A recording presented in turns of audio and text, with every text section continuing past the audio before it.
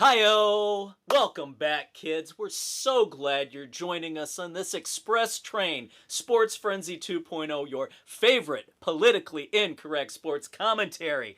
It is October 22nd, 2025 as we record this, coming to you Thursday the 23rd.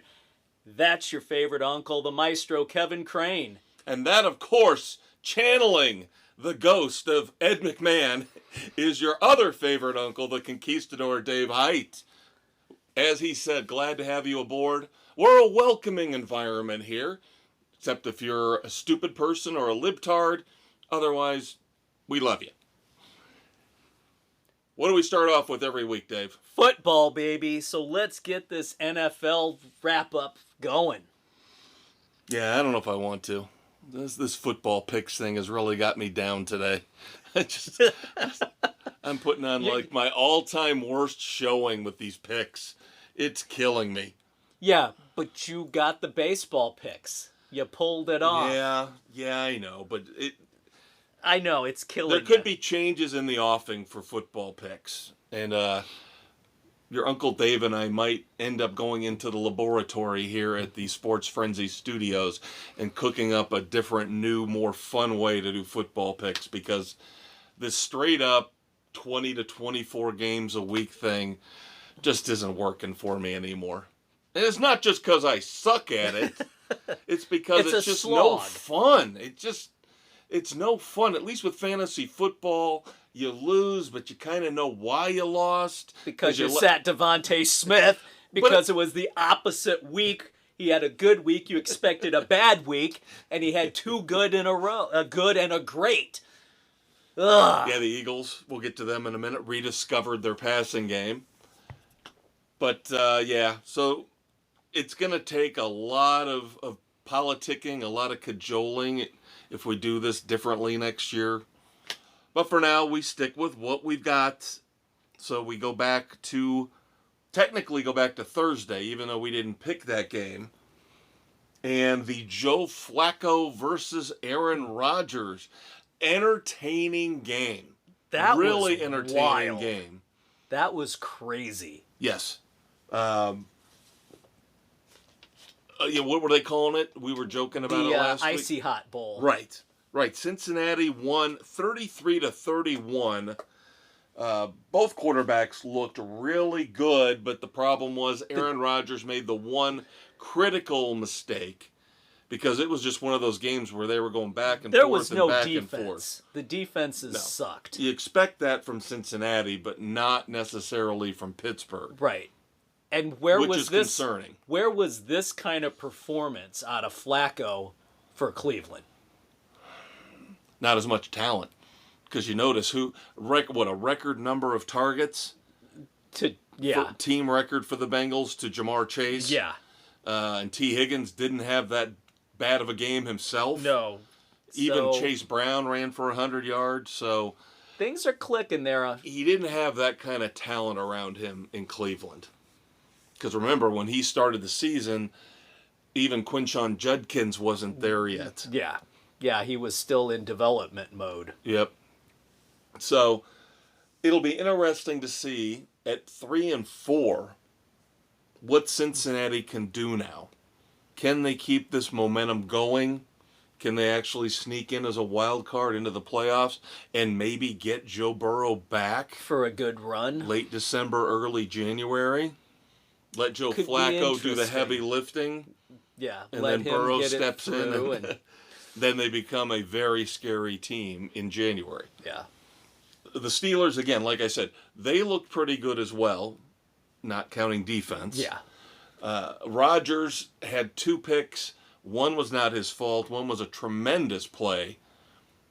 Rarely do we say this, a tremendous play on the part of the Cincinnati secondary. Yeah, that is such a rare occurrence. He basically took the ball out of the hands of, I think, DK Metcalf. But then Aaron Rodgers did throw a pathetic that was an pick. Awful the pick. Second pick was pathetic. Yeah. But you notice how he's getting a little spicy? He's getting a little saucy. He's starting to yell at people. He yelled at the guy, the lineman.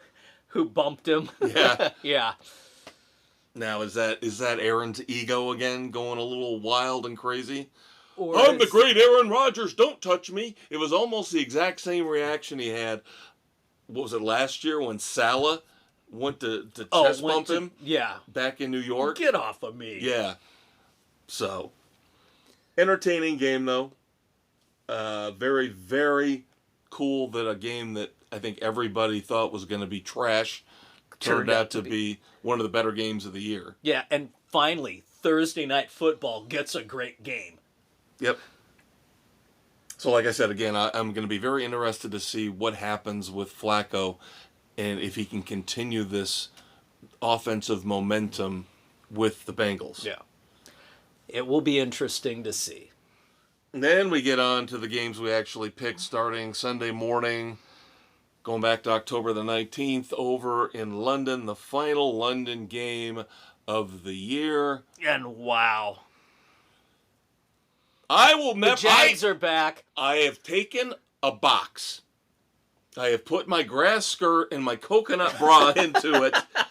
I will never be Island Boy again. Never. Because every time I'm Island Boy, 90% of the time, I lose. And I'm tired of it. Oh, Sam. Sam goes on an island and he wins.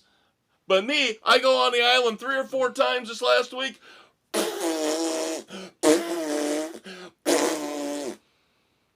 No, the football gods do not like me. This last weekend, it was brutal. Miserable weekend for me football-wise. Miserable. Oh, Jacksonville, I like the way the defense is playing. No Puka Nacua, the brilliant maestro. Let's take the Jaguars, which is essentially a home game for them, because they always play over in London every year. 35-7. 35-7, the Rams shellac. Du won't. And I know there's still some teams out there which we'll get to. Lawrence is got to be out of town. There are some teams that we still don't know about. Now we know Jacksonville's a fraud, an absolute fraud. I don't care if they're 4-3. They're frauds. Very bad. The only good thing to come out of that game was they finally started using Travis Hunter as a wide receiver. Now, a lot of that had to do with the Thomas injury. Yeah. But he should be a wide receiver. But my God, Matthew Stafford, 5 touchdown passes. 5 touchdown passes. A resurgence. And I don't even know if he threw for 200 yards. Just one of those games. And you want to know the worst part of it?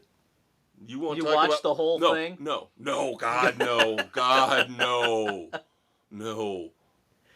No, but you were complaining at the beginning about Devonta Smith on one of my other teams. No. I have 4 teams. I do. 1 guillotine, 3 normal, head-to-head. One of those other teams outside of the Sports Frenzy League, I had Josh Allen on a bye. Right. So I needed a quarterback. Guess who I went with? Lawrence. And guess who was out there? Matthew fucking Stafford!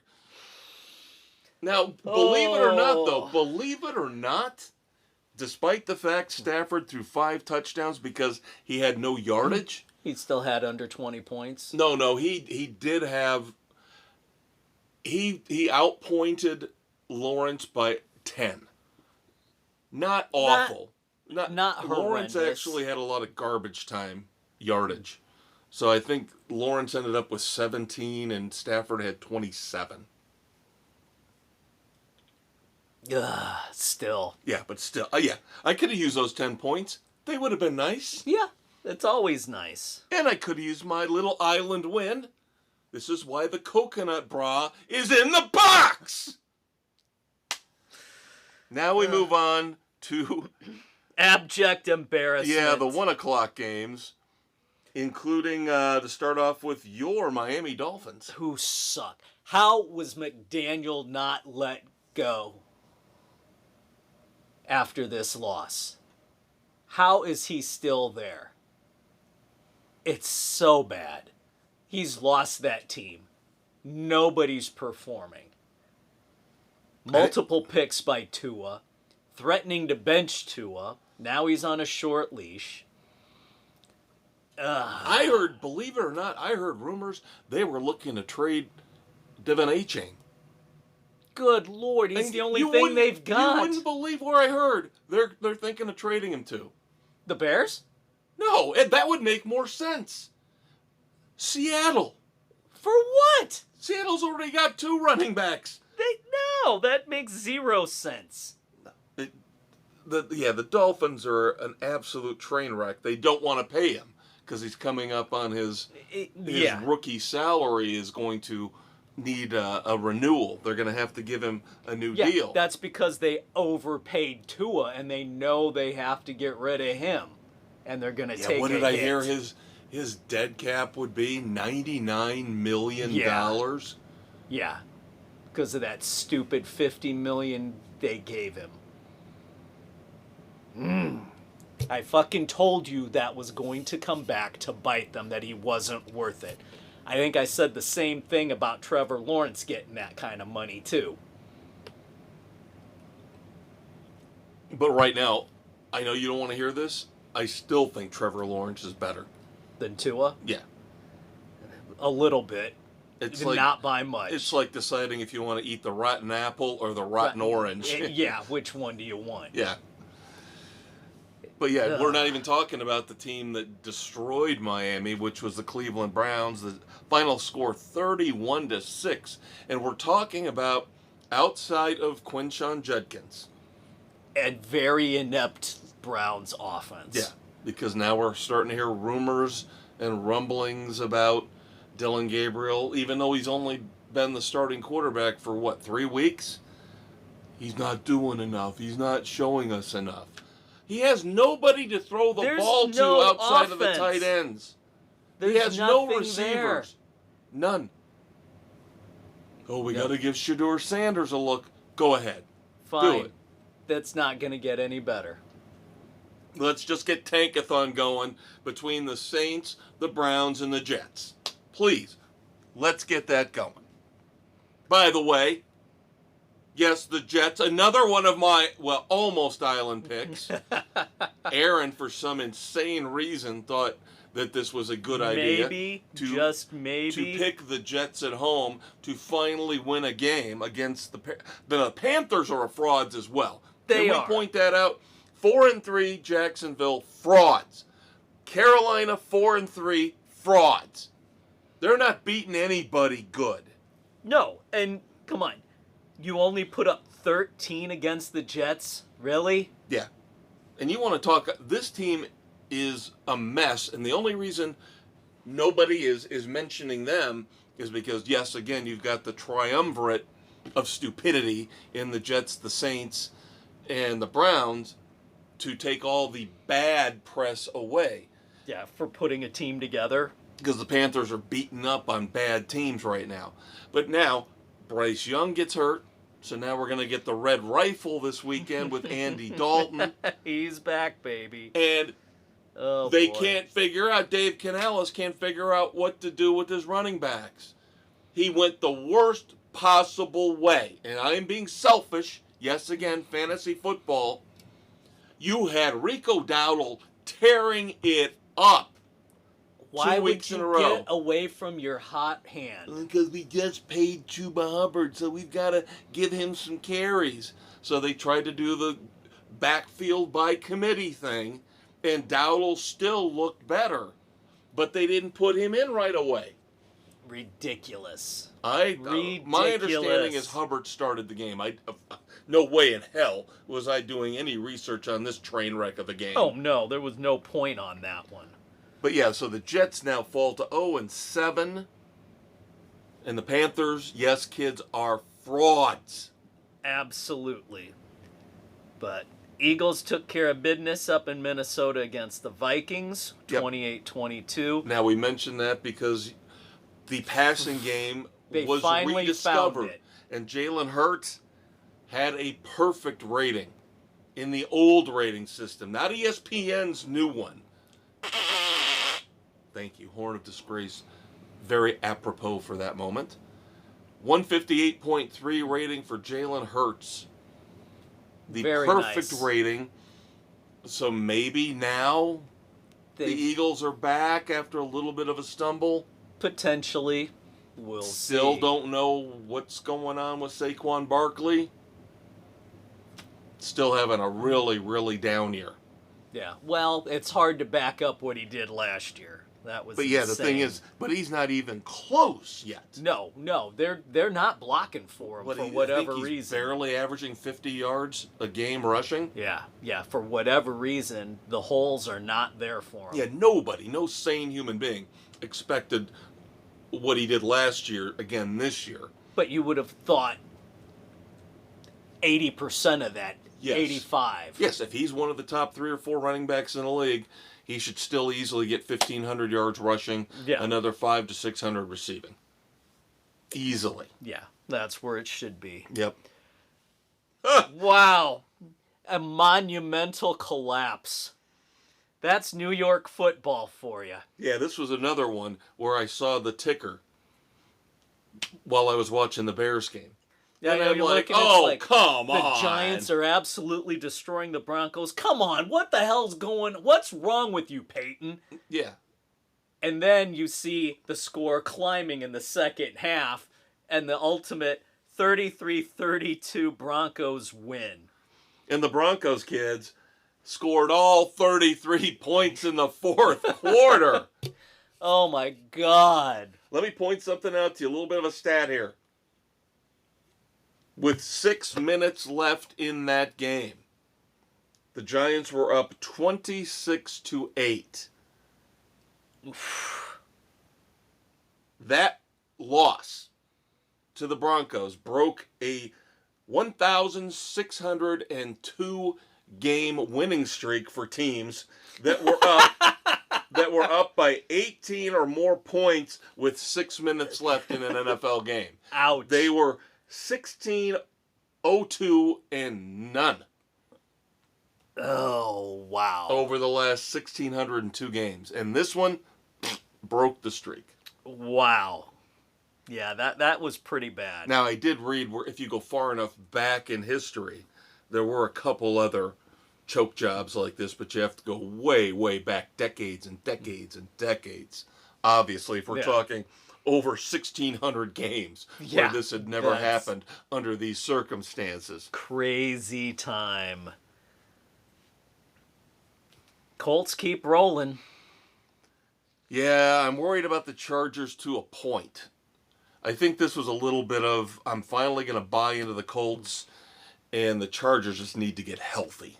Yeah, the Chargers' lack of depth is hurting them. Yeah, the Colts win 38-24 out in L.A. Justin Herbert was just running for his life. Yeah, he's got no protection at all. Now, the good thing is that they have to, we all know, Omarion Hampton's hurt. Their rookie running back. Najee Harris is hurt, the veteran that they brought in, who maybe was going to be part of that committee. Both of them are out. But with the line, the injuries they've got, they basically are always playing from behind now.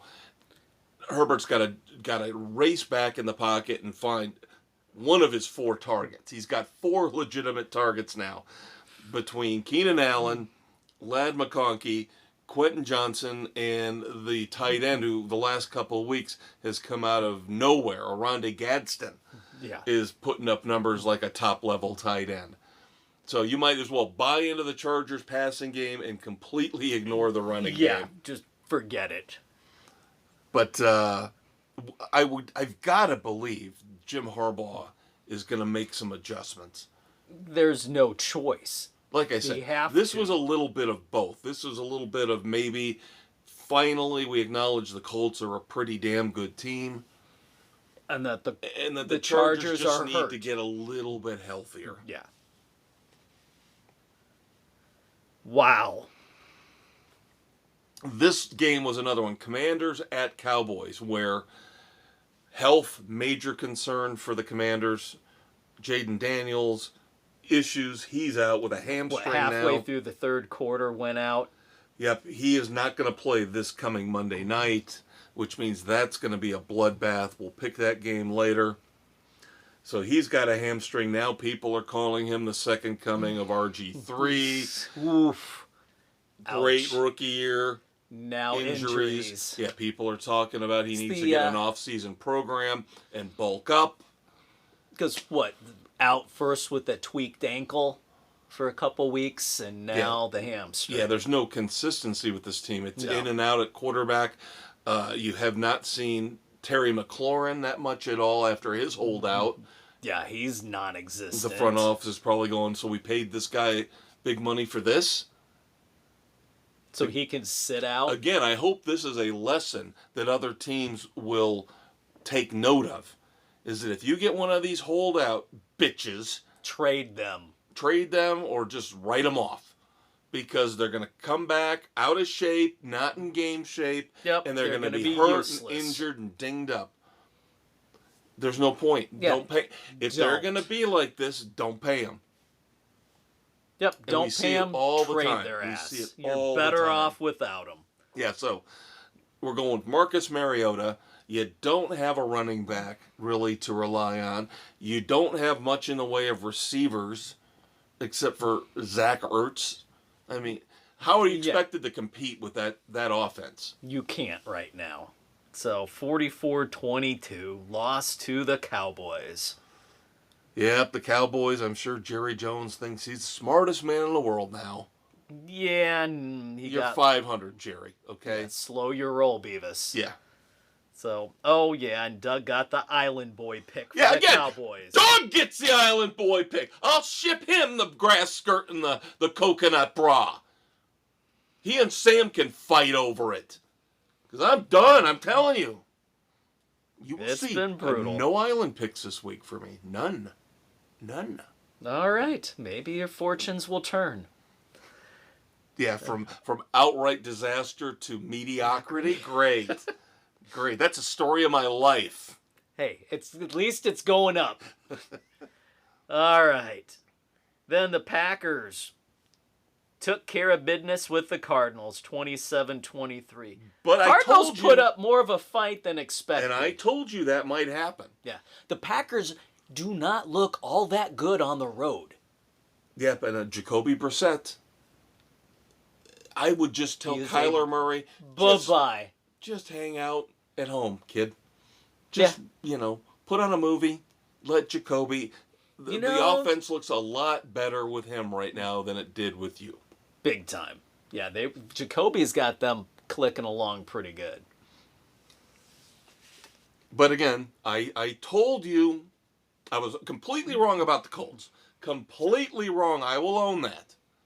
But I told everybody who would listen, the Cardinals were garbage. And now they go 2-5 after they got done with a couple cream puffs at the beginning of the season. The Cardinals aren't in that triple crown of disaster that I've mentioned twice already, but they're the next step up. They're close. I know what you're thinking. They're close. Yeah. Can't go down any further than the Jets and the Browns and the Saints. But. Yeah, they're in that 7th ring of football hell. The Cardinals are in the 6th ring, along with the Dolphins. Yep, there you go.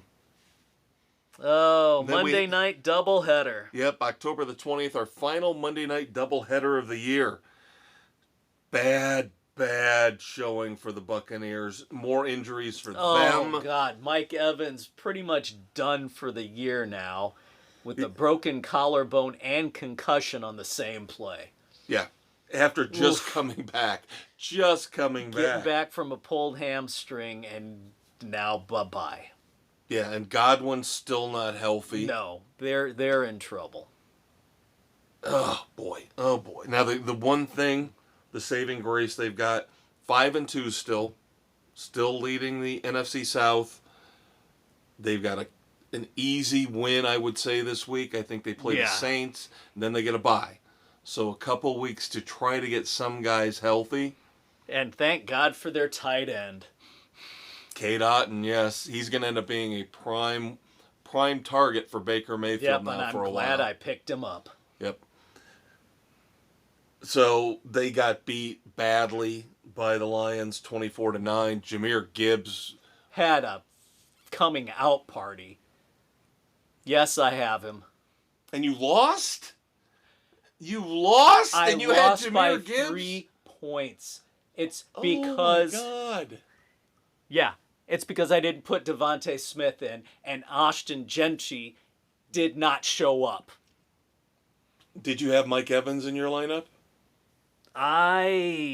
Did I? Let me go back to No, last if you had week's Cortland matchup. Sutton, he had a good game. Not Sutton a great game, I did but have. I don't know about Drake London.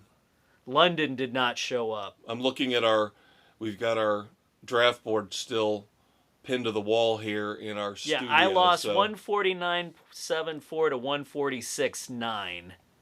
that sucks. You put up enough points where you would have beaten most teams in the league. Yeah. And I cannot get one. Yeah, don't worry about it. Don't worry about it. But yeah, there was...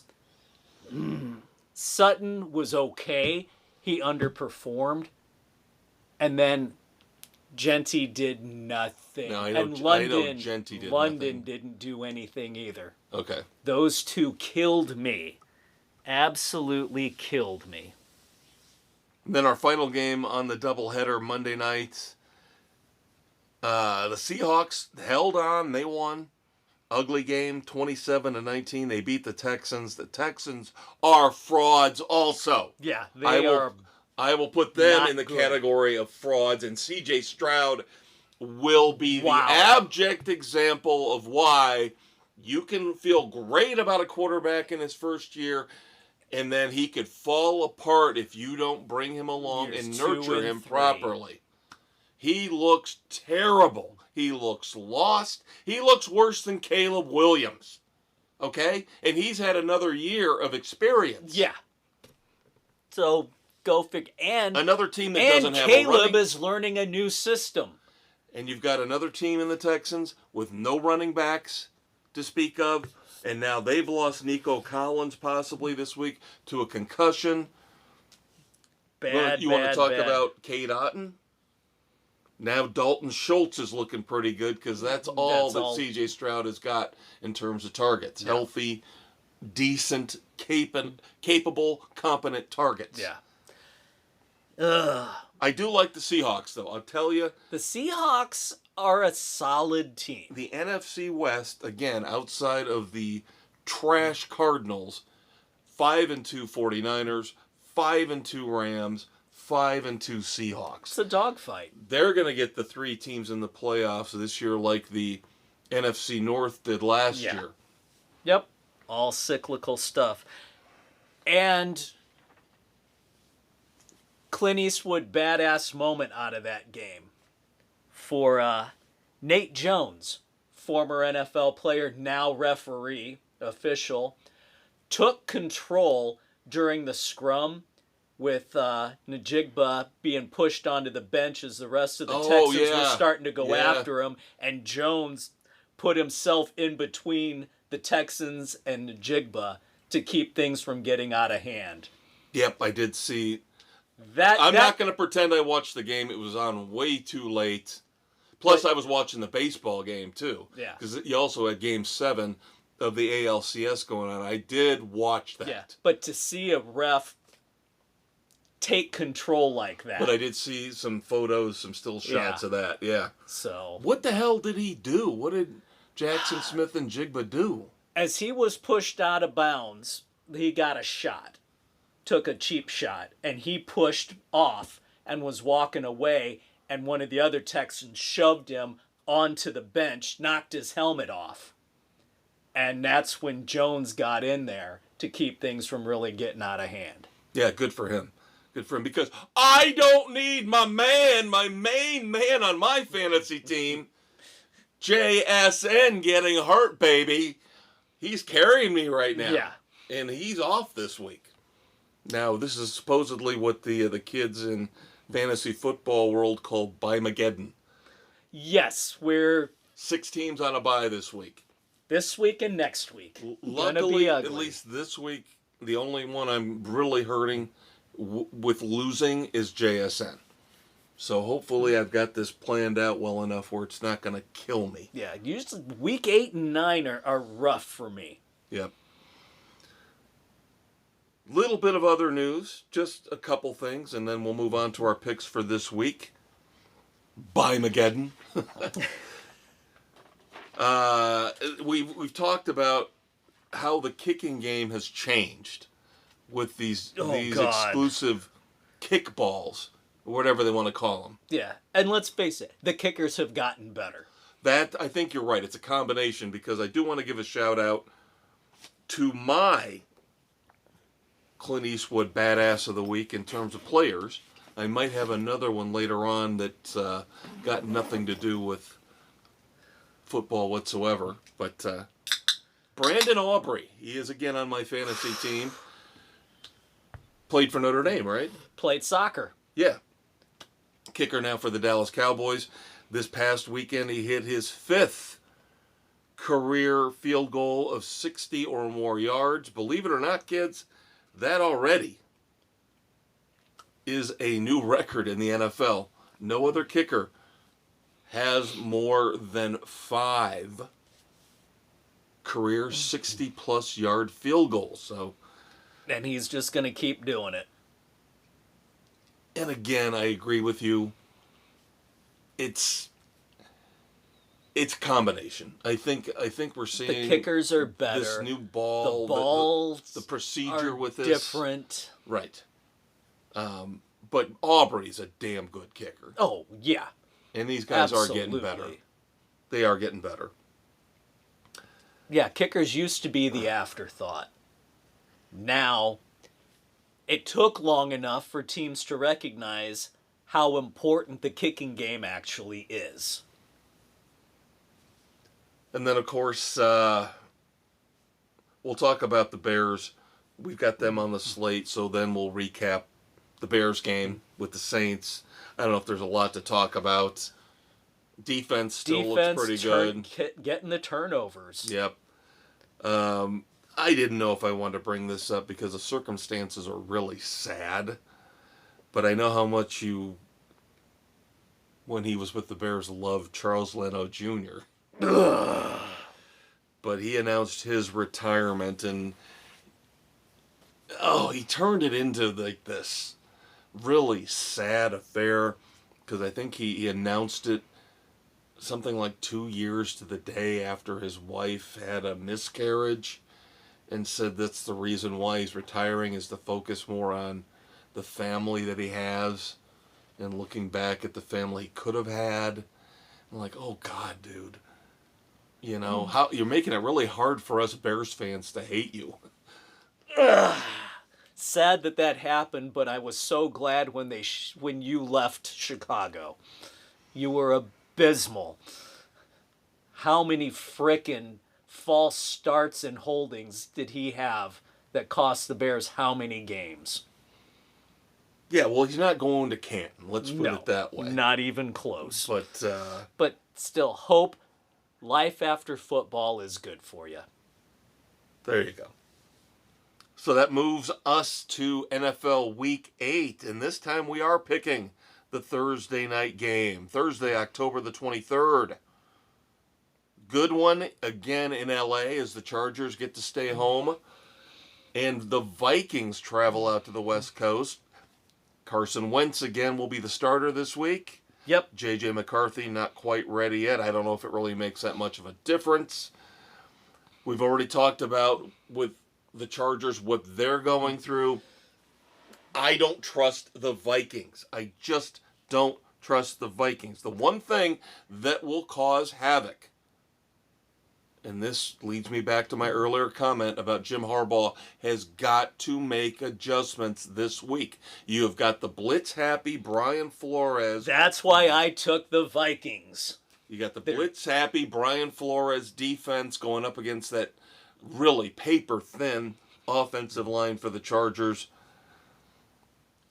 I believe in Jim Harbaugh. I don't think he has the depth there to do anything. How many weeks have we seen this now? I understand. But what have the Vikings shown you, really, honestly, lately? What have the Vikings shown you lately that gives you any faith in that team? They're another team without a running game. Yes, They are. they have two very good receivers, but who's throwing them the football? Defense. They will get This a is turnover not for a touchdown. not the Colts. This is not the Colts. It's not. Okay? But the defense, I don't trust the Chargers offense against this defense. Can't do it. I do enough to outscore that mediocre to pathetic Vikings offense. So there we go. Yep. Vikings for Dave, for Bill, for Nick. Chargers for me, for Sam, Doug, and Aaron. 7 of our 8 panelists. Yep. With their picks in. Then we move on to Sunday. Giants at the Eagles. Nobody took the bait on this one. Nope, Eagles across the board. Remember, how are kids, the Giants going to come back from that monumental fourth quarter collapse? And that's the thing, is that a couple weeks ago, now it was at MetLife Stadium a couple weeks ago, the Giants pulled off the upset and beat the Eagles. But I agree with you.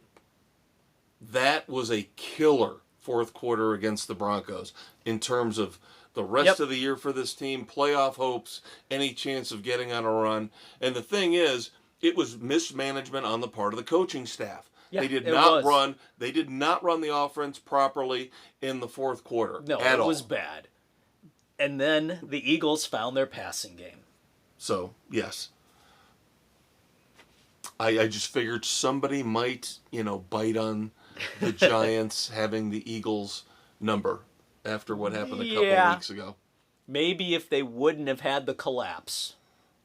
Yeah, it'll be interesting to see with the Giants if they're going to do what has happened so often here. Just saw it with the Titans and Cam Ward. We've seen it with Caleb Williams and the Bears. Are we going to see Brian Daboll get fired and then Jackson Dart's going to have to learn a whole new system again? Here we go. It's going to be an attractive job, though, with Dart and Scadaboo. They've got some good young talent there to build on. And remember, Malik Neighbors is injured and out for the year. He'll be back next year. Yeah. This was another one I put on there. Seeing if anybody would bite. Technically, if you go by the records, it's 4-2 versus 4-3. Yeah. So it's pretty close. Bills at the Panthers. Yeah, Bills across the board.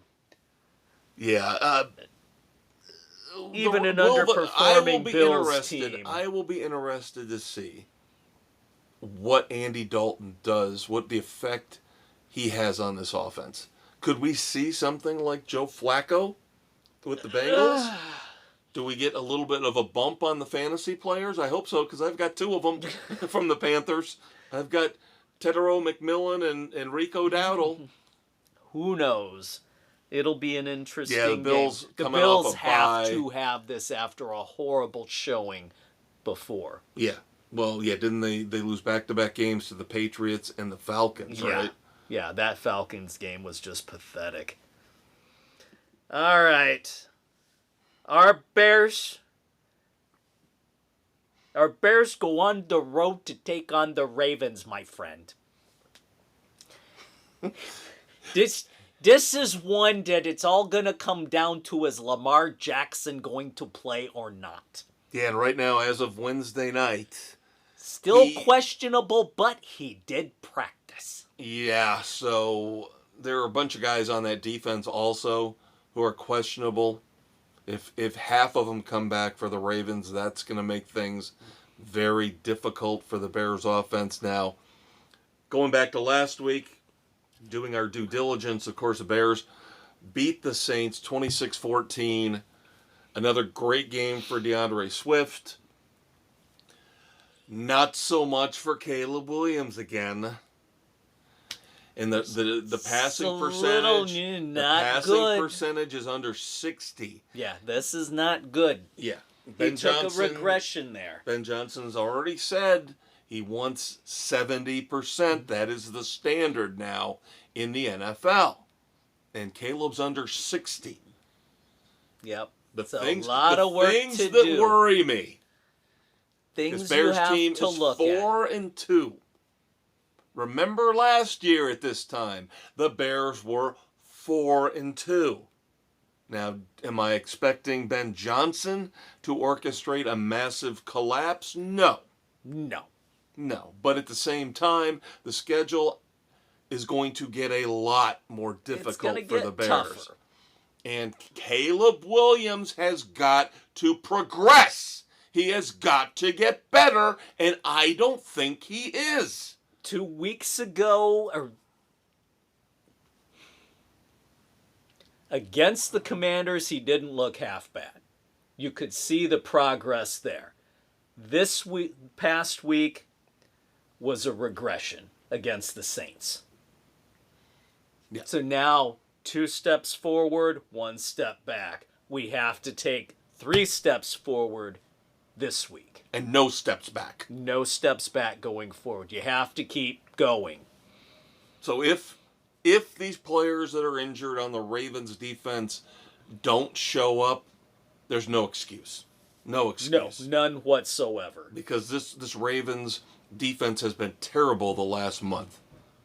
They Mostly have not due to been injury, good. but they, even when healthy, weren't the old Ravens defense. Dennis Allen's got the Bears defense playing very well. I won't say top level, but above average. They are playing very well against the pass. They were good against the run against the Saints. Throw Lamar in there, that's the X factor. Along with Derrick Henry. Yeah. Throw those 2 in. The Bears have to show me run defense here. I don't know that the Bears would be able to outscore the Ravens with Jackson back. That's what it hinges on. Is Lamar Jackson going to be back? Well, you and I and Sam, I guess we're assuming he will be because we're taking the Ravens. Yep. Without knowing for sure. Yeah, and I think this is the start. Again, not an Eberflus slide, but this is going to be the start of a bumpy road. We could go loss, win, loss, loss, win, win, loss. It could be back and forth. Well, I still think if this team wins 8 or 9 games, it's a good year. Absolutely. Coming off of what last year's train wreck and was. we're already 4-2, so I'm only asking for 4 or 5 more wins. Yeah, that should be doable. Right. The Ravens are in desperation mode. Yeah. And now, if they get Jackson back, that could be the bump they need for this week. Now, Bill, Nick, Doug, and Aaron going with the Bears. Bill's already sent me an email, though, going, I wish I would have taken the Ravens. yeah, the Bears pick could come back and bite me in the ass. Oh, and by the way, can I just point out the fact that how many years, as you and I being Bears fans, how many years, basically the 2010s, let's say, the 2010s, were we screaming and pining and whining for a good kicker? Now we got 2. Yeah. Now what are we going to do now? We've got Santos and Moody. Yeah. And we have one hell of a punter, too. Right, Torrey Taylor's awesome. He's just in a class of his own. But, the kickers in particular, we had such a long drought where we couldn't depend. We had Mr. Double Doink in the playoffs, oh my God, who then had to go on one of those chick talk shows to discuss his feelings. Yeah, idiot. That was the low point. Yeah. Oh, we think Robbie Gould's getting too old, so we're going to let him go, and we're going to have Parkey kick for us. Yeah, that was it. When they let Robbie Gould go, that was the start of the dry spell for kickers. Yes. And now we get Santos. He looks good. Thank goodness he got cast off. I think he used to kick for Kansas City at one point. Yeah. We get him. Everything looks good. We sign him to an extension. He gets hurt. We pull Jake Moody off the scrap heap, and from he's the Niners, phenomenal. And what were the Niners thinking? I don't know. Scuffled a little early? Well, there you go. Well, speaking of the 49ers going down to Houston to play the fraud Texans. And if they don't have Nico Collins, they're done. This is ridiculous. And I know Niners across the board. Yeah. Houston's favored, by the way. How? 1.5. How? Houston was favored. That's ridiculous. I don't care if they're at home. Oh, This one's tricky. this was a tough one to pick. Are we buying into the Cowboys going to Mile High Stadium to play the Broncos? Now, are the Broncos going to have that high? Or are they going to be we're going to be schizophrenic and we don't know how we're going to play? Right. Are we going to get the Broncos from the fourth quarter? Or are we going to get the Broncos from the first three quarters? And Figure it out, Peyton. They have not been impressive offensively this year for the most part. Defense is solid. Yeah, the Broncos' D is very good. I'm basically looking at this game as I think it's going to be the best of both worlds. The defense for the Broncos will keep the Cowboys from putting up 44 points. Yeah, they'll keep them in check, but the Cowboys' defense is going to let this stumbling Broncos offense score some points. Exactly. So everybody's taking the Broncos except Nick, Island boy, going with the Cowboys. Oh, so now I got to send him a coconut bra He's too. the Island Cowboy. Yeah. Oh, Packers at the Steelers. Aaron Rodgers says no. This is not a revenge game. Bullshit. Like I said, he looks angry. He looks pissed off after what I saw last week with how that game played out against Cincinnati. You can't tell me this game doesn't mean something to him. I don't believe in the Packers. After the first couple of weeks, they have looked like a very average football team. The Packers on the road, I do not believe in. And here's the other thing, because people are going to look at this. Green Bay favored by 3.5 in Pittsburgh. Let me point something out to everybody who thinks, oh, what we saw from Pittsburgh last week, very disappointing. Jalen Ramsey, very disappointing performance. He was up against the best wide receiver we've seen in the last 5 years in Jamar Chase. Yeah. Okay? You go out and try and cover Jamar Chase. Last time I checked, the Packers don't have anybody in the top 30 in terms of receivers in the NFL. Yeah. You think Jalen Ramsey's scared of Romeo Doubs? No. Or what, the new kid Golden? No. No, and I'm not scared of Jordan Love by any stretch. No, not at all. Give me the Steelers. I think Steelers bounce back. I think it does mean something for Aaron Rodgers. I love how they're using not one, not two, 3 tight ends. Yeah. 3 different tight ends catch touchdowns in that Bengals game. Plus, you still have DK Metcalf. Plus, you still got a decent running game with Jaylen Warren. Yeah. I don't know why. This is the one game where I'm going. I tried to be very conservative this week. No dressing up like Island Boy. But this was the one game where I thought I might be on an island because I was like, I don't believe in the Packers. And it's not because I'm a Bears fan. I just think... I don't like them on the road. If this was in Green Bay, then I would take the Packers. Yeah. I'm not calling them frauds. Completely different team on the road. I'm not calling them frauds. Little bit. But it's the Steelers for you and me and Nick. Everybody else is packing. Yeah, Packers for Sam, Bill, Doug, and Aaron. And in this one, I had to put it on the slate. Didn't know how everything was going to play out at the time. I usually have to rush the picks out. Yeah. Once the Sunday college point spreads are released, that's when I send the picks out to give everybody as much time as possible. If I'd known that we were looking at an injury to Jaden Daniels and the way the Chiefs are just rolling. Yeah, this wouldn't have been on there. No, it's a 10.5 point spread right now. Commanders at Arrowhead. And the Chiefs, everybody, even though they're 4-3, everybody's admitting they're probably the best team in football right now again. Rashee Rice comes back, fits right in, puts up great numbers. And then there's the zebra factor. Yeah, of course, none of us outside of Kansas City or Las Vegas watched that train wreck of a game. What, the Raiders got shut out, didn't they? Yeah. You mentioned Montie did nothing. Nobody on the Raiders did anything. But yeah, I heard Kelsey had a catch. where somehow they That let wasn't. it slide. Yeah, the catch Yeah. that wasn't. Uh-huh. So once again, They yeah, always get... another Chiefs game, another week, and another missed convenient call that goes Kansas City's way. We're all getting a little sick of it, Roger. Oh, well, Roger's got other things he's got to worry about. He's got to worry about the backlash to Bad Bunny. I don't care if there's a petition out there. We're not making a change. All right, so we move on to college football here, kids. Before we get to a recap from last week, let's discuss a couple big topics. Probably the biggest one, Curt Cignetti, down in Bloomington, Indiana. They Wow. like me. They really really like me. No, they don't want you to go to Penn State or anywhere else.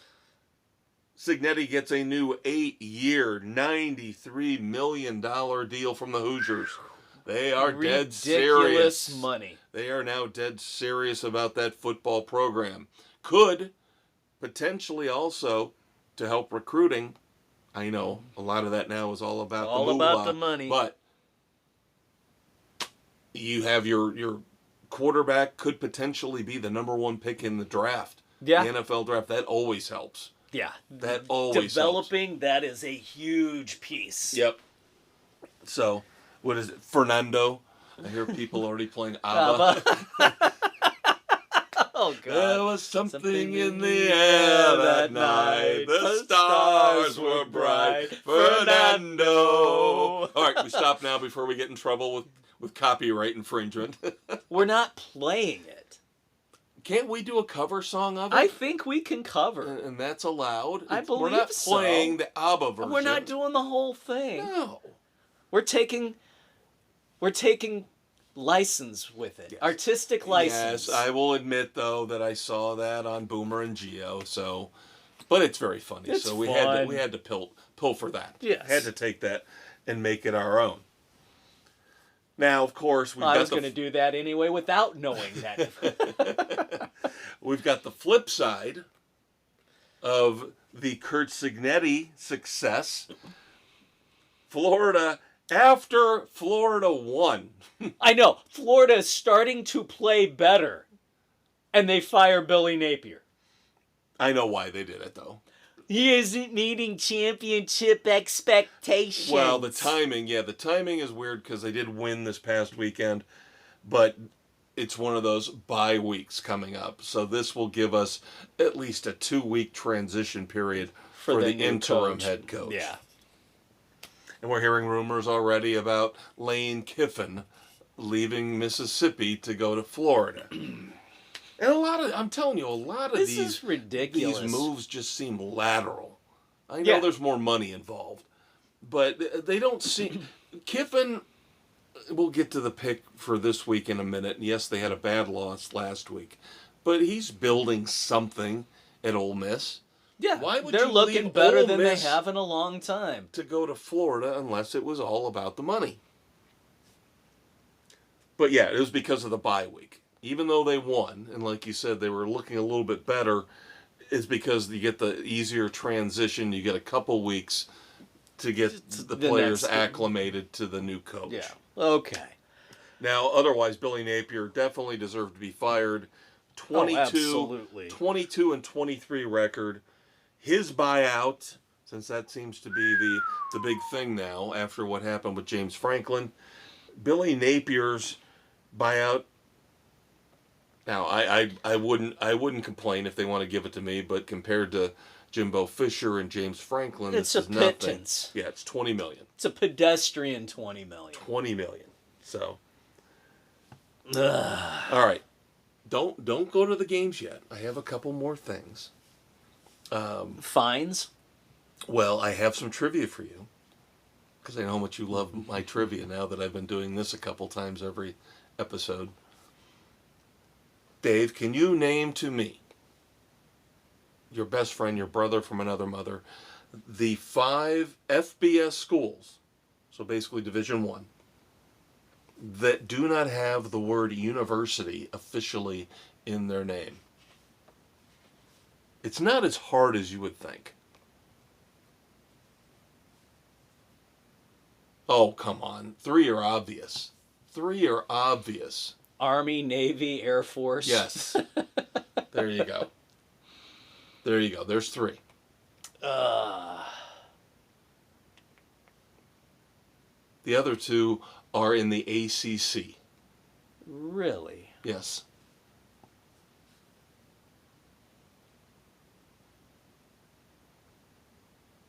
Oh, come on. One plays Notre Dame almost every year.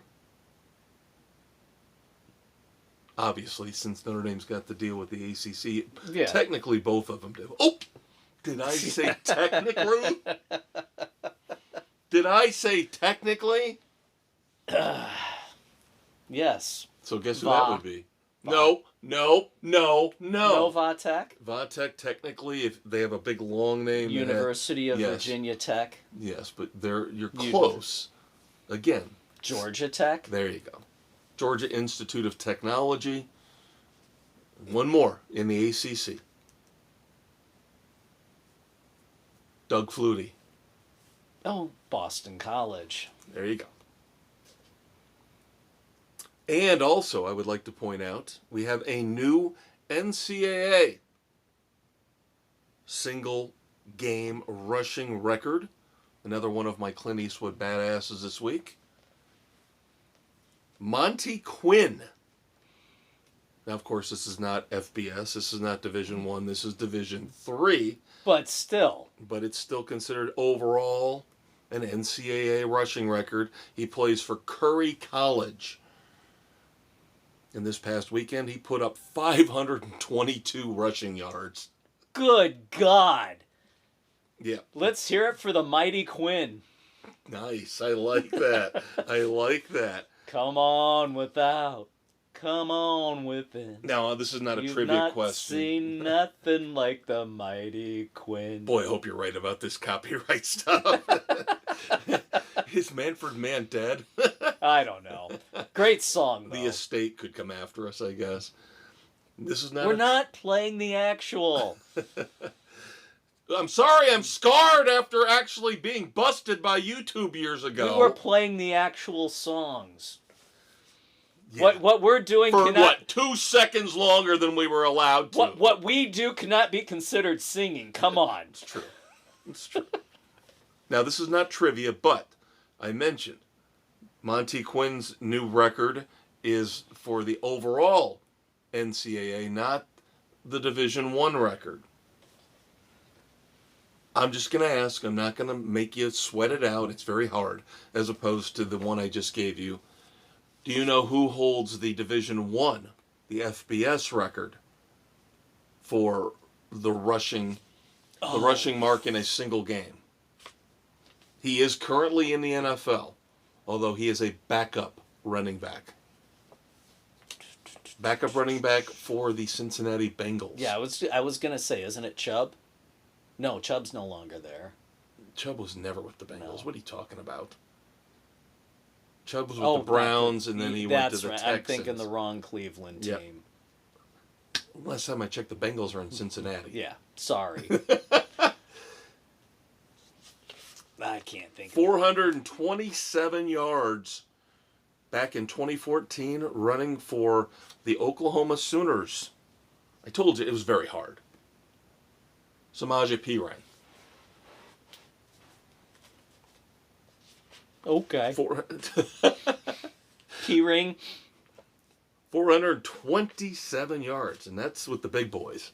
That's at the top level, so. Crazy. Yes, and it's not on the slate, so we have to address the elephant in the room.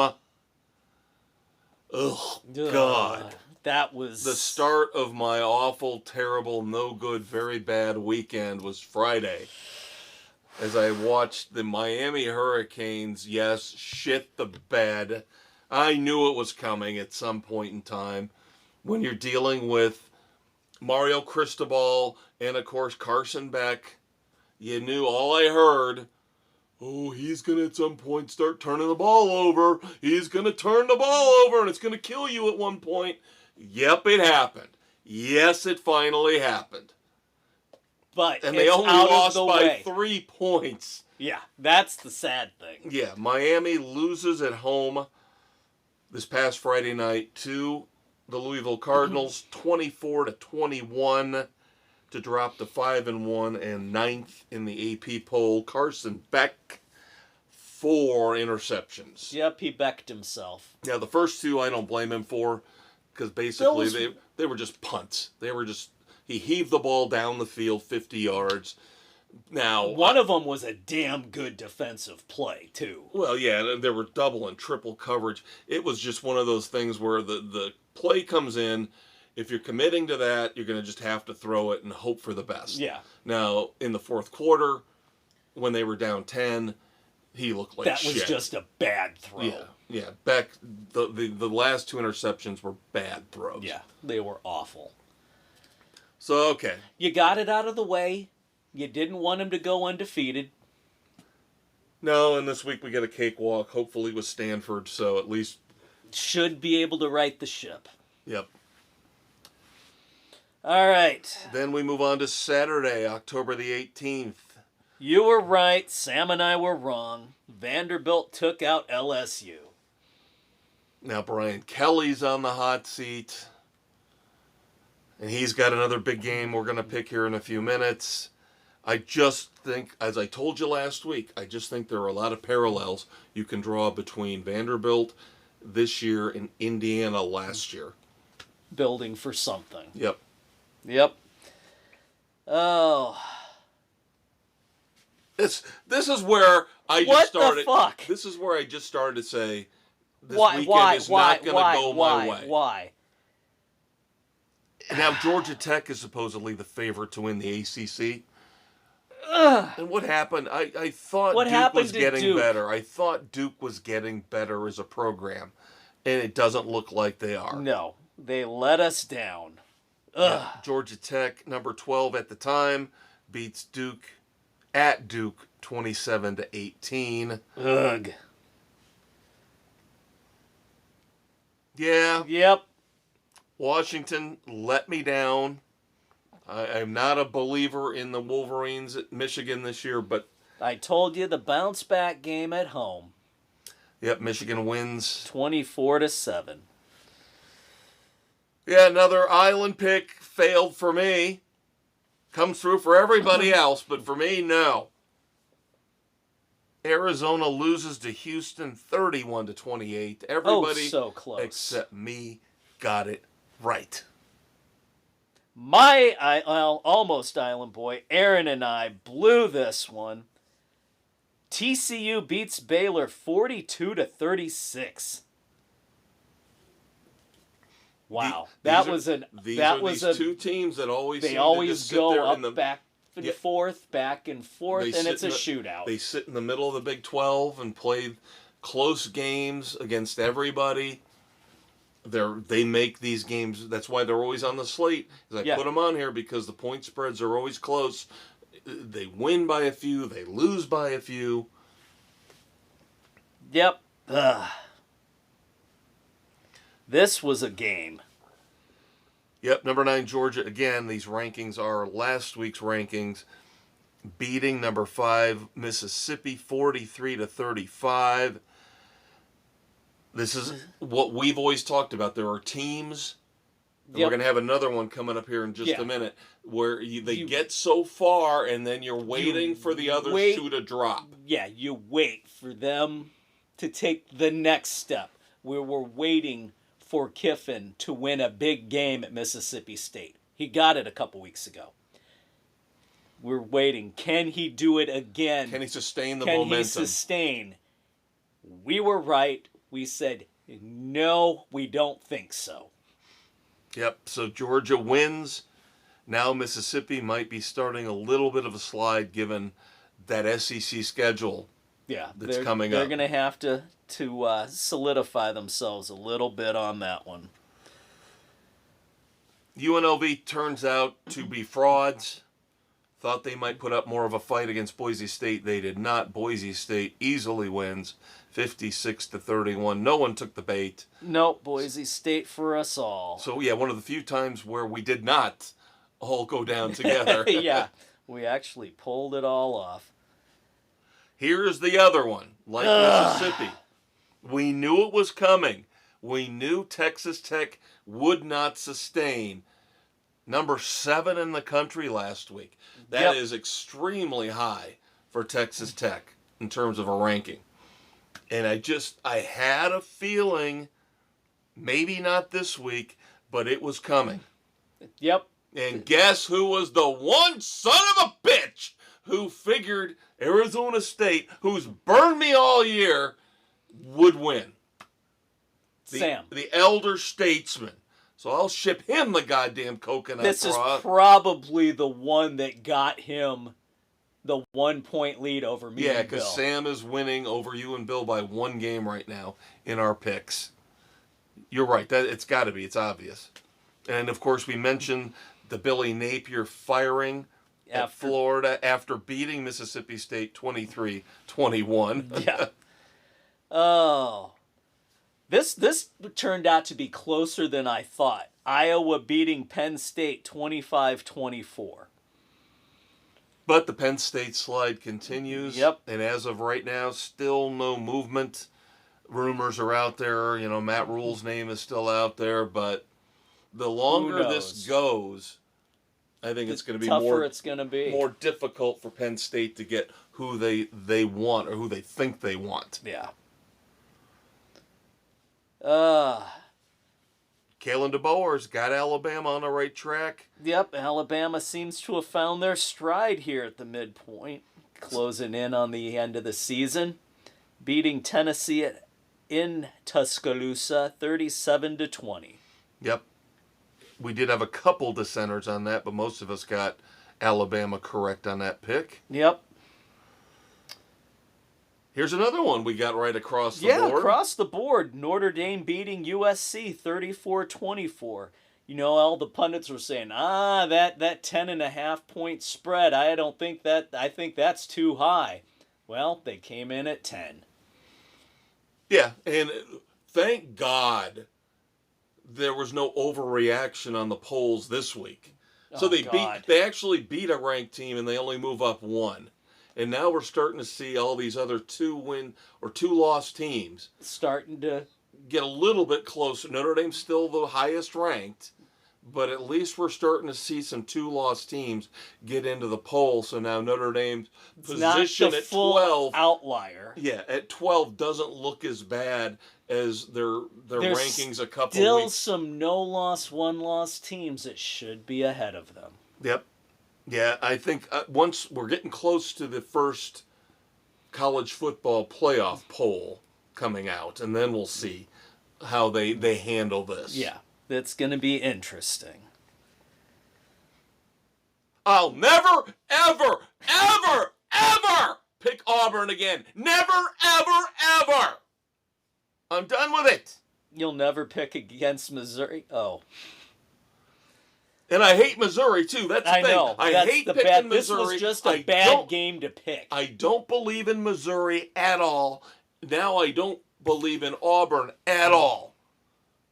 Yeah, Sam and I thought Auburn could pull this off at home, finally right the ship a little bit. They got to the second overtime. Yeah, 2 overtimes. How bad was this game if it was 2 overtimes and still the final score was only 23-17? I know, that's awful offense or great defense. Take your pick. Yep, but Mizzou wins. Congrats to them. Screw Auburn forever. Fuck Utah. Yeah, and Utah, another team. I've got so many. I've got a list. It's like, remember that show with James Spader, The Blacklist? Yes, we have a blacklist. My blacklist. And Utah is now officially on my blacklist. Along with Auburn and Iowa State. Yeah, we got a couple. When we get to our picks for this week, I'll rattle off about Lord. 3 or 4 more that are on my blacklist of teams I cannot stand picking. Because Utah let us down, gets beat by BYU 24-21. Another, just an awful week of picks. Awful week of picks. You did okay. My picks for college were abysmal. I did one better than you on college. Yeah, but look at what Bill and Sam did. 12-2, 11-3. Yeah, and you're doing 9-5. I'm doing 8-6. I kept pace with them because I did a little bit better on the pro side. Yeah, you and Doug went 9-1. Congrats. Very, very good weeks. Yeah, I did okay on the pros, but the college, again, I've always said, at the end of the year, I will have one of the highest percentages when it comes to picking pros and one of the worst when it comes to picking college. Because of the blacklist. I will now blame it on the blacklist. I will blame it on the blacklist, Dave.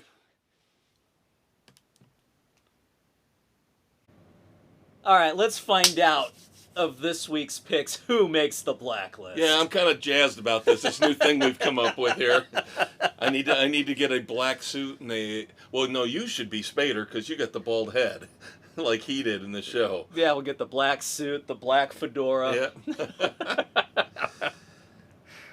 All right, NCAA football week 9, Saturday, October the 25th, and once again I will say I don't know why I fucking subject myself to this, because it's just going to suck for me once again.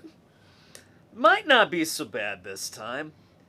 We'll see. Number 8, Mississippi at number 13, Oklahoma. Oklahoma. Yeah, I won't put Mississippi on the blacklist yet, but we'll see how things go the rest of the year. I'm going with Oklahoma. So are you. Sam and Nick and Aaron are with us. Yep. Mississippi for Bill and for Doug. This could be interesting. Should be a damn good game. Well, what I read is that, and again, that's all this research and this reading that has y'all discombobulated. This ain't riff, kids. Reading ain't fundamental when it comes to football picks, okay? Oklahoma, their defense is one of the best in the country. All you've got to do is limit Mississippi because Mississippi's defense is terrible. Even Oklahoma, now they got Mateer back. That's the big factor. So they should be fine. Oklahoma should win this fairly easily. Their offense should be able to milk the clock. Number 18, USF at Memphis. I swear to God. Oh my God. USF could be a blacklist team. No, I swear to God, if Sam gets this island pick, I'm done.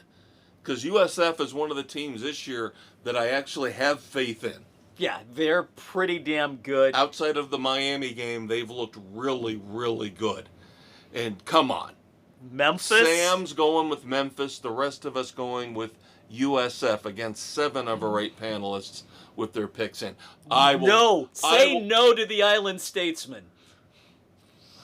I will go ballistic. I will go ballistic if he gets this pick. That you won't be the only one. Oh, the battle of the names. Kansas State at Kansas. Blacklist team. Kansas State. Big time blacklist team. I don't trust Kansas State. I will never pick them again until they show me they are worthy of the Maestro's trust. They are blacklisted. Kansas has actually, if you look at their schedule, the teams they've lost to are top-level competition, top-level teams, whereas Kansas State has kind of stumbled and bumbled this year. Against decent teams. Mediocre, decent teams, but not the top-shelf stuff. Yeah. Kansas has actually had decent showings. Yep. So I'm going with Kansas at home, as are you, Bill, Doug, and Aaron. Kansas State for Nick and Sam. Oh, Sam God, again. Sam again. Sam Newman. Number 23, Illinois on the road at Washington. I will blacklist Washington if they don't win this game. Yes, it's the old guard versus the new guard. I will blacklist Washington if they do not win this game. They need to have this at home. And I don't trust Illinois, even though they're ranked 23rd. Don't trust them. Going out on the road, Washington's not an easy place to play. Nope. Kev, Dave, Sam, Bill, as your Uncle Dave mentioned, the old guard taking Washington, Nick, Doug, and Aaron, the new guard, taking the Illini. or as we like to call them, the Springwise boys. Yes. Inside joke, kids. Here we go. Auburn at Arkansas. Aubrey's blacklisted! Aubrey's blacklisted! And you! Bill and I are taking Auburn. I don't like Arkansas. Arkansas has looked a lot better playing top-level competition. Again, very close the past couple of weeks. What the fuck has Auburn done to show you anything? They need this. So does Arkansas. I don't like Arkansas this year. Don't like them. All right, so you and Bill with Auburn, the rest of us take Arkansas. That's fine. You go against the blacklist, you know what happens. Sometimes it pays off. A man named Vito comes knocking at your door. Yeah, good luck, Vito. Yeah, you don't want to go knocking on the Heights door, trust me. All right, number 15, Missouri at number 10, Vanderbilt. Blacklist! Blacklist! Missouri's on my blacklist. Vanderbilt across the board. We That will kinda all shocks go me. down together. That kind of worries me. Yes, it does. Because I've seen a lot of buzz saying Missouri could pull this off. But Vandy at home again, looking good. Should. And I don't trust Missouri. Blacklist team. Blacklist team. Number 11, BYU at Iowa State. Fuck you, Iowa State. Blacklist team. I agree completely. However, Doug, Island Boy Doug, taking the Cyclones. boy, if Iowa State wins this and fucks us over again. I will... Is there anything worse than the blacklist? The Plane of Doom. I don't know if we have room for an entire team on the Plane of Doom. Duct tape them to the fuselage. Oh, BYU, you better come through this week. We may need a bigger plane. Yeah. We'll have to get on that after the show. Start contacting Boeing and... Yep. Here we have Baylor at number 21, Cincinnati. Island Boy! I am taking Baylor. Yeah, and you know what? That might end up coming through for you. That was a tough pick. That was a really tough pick. We just talked about TCU, right? Yeah. And Baylor. Was that the game last week? TCU got Baylor. Yeah. And Baylor, again, is one of those teams that always plays mediocre but not terrible football, and they can beat, help me for saying this, they can beat anybody on any given Saturday. In Cincinnati, am I convinced they're this good? Not really. This is the time when Cincinnati gets ranked where they have a tumble. Yeah. I'm looking at the historical bit on Cincinnati. I know. Baylor's not on the blacklist, but not yet. They're close. I'm taking Cincinnati. Of course, Dave is Island Boy. Okay, so dig into the box and get your coconut bra out and your... Woohoo! Your... It chafes. Yep, Dave's the only one taking Baylor, but I don't think that's a terrible pick. Back to back Island Boy. Yeah, geez, that bra's really going to chafe now. Yes. Number 22, Texas at Mississippi State. Texas is kind of playing a little better. There's still something off with that team. If it was a better opponent... Mississippi State is due for one of those big upsets.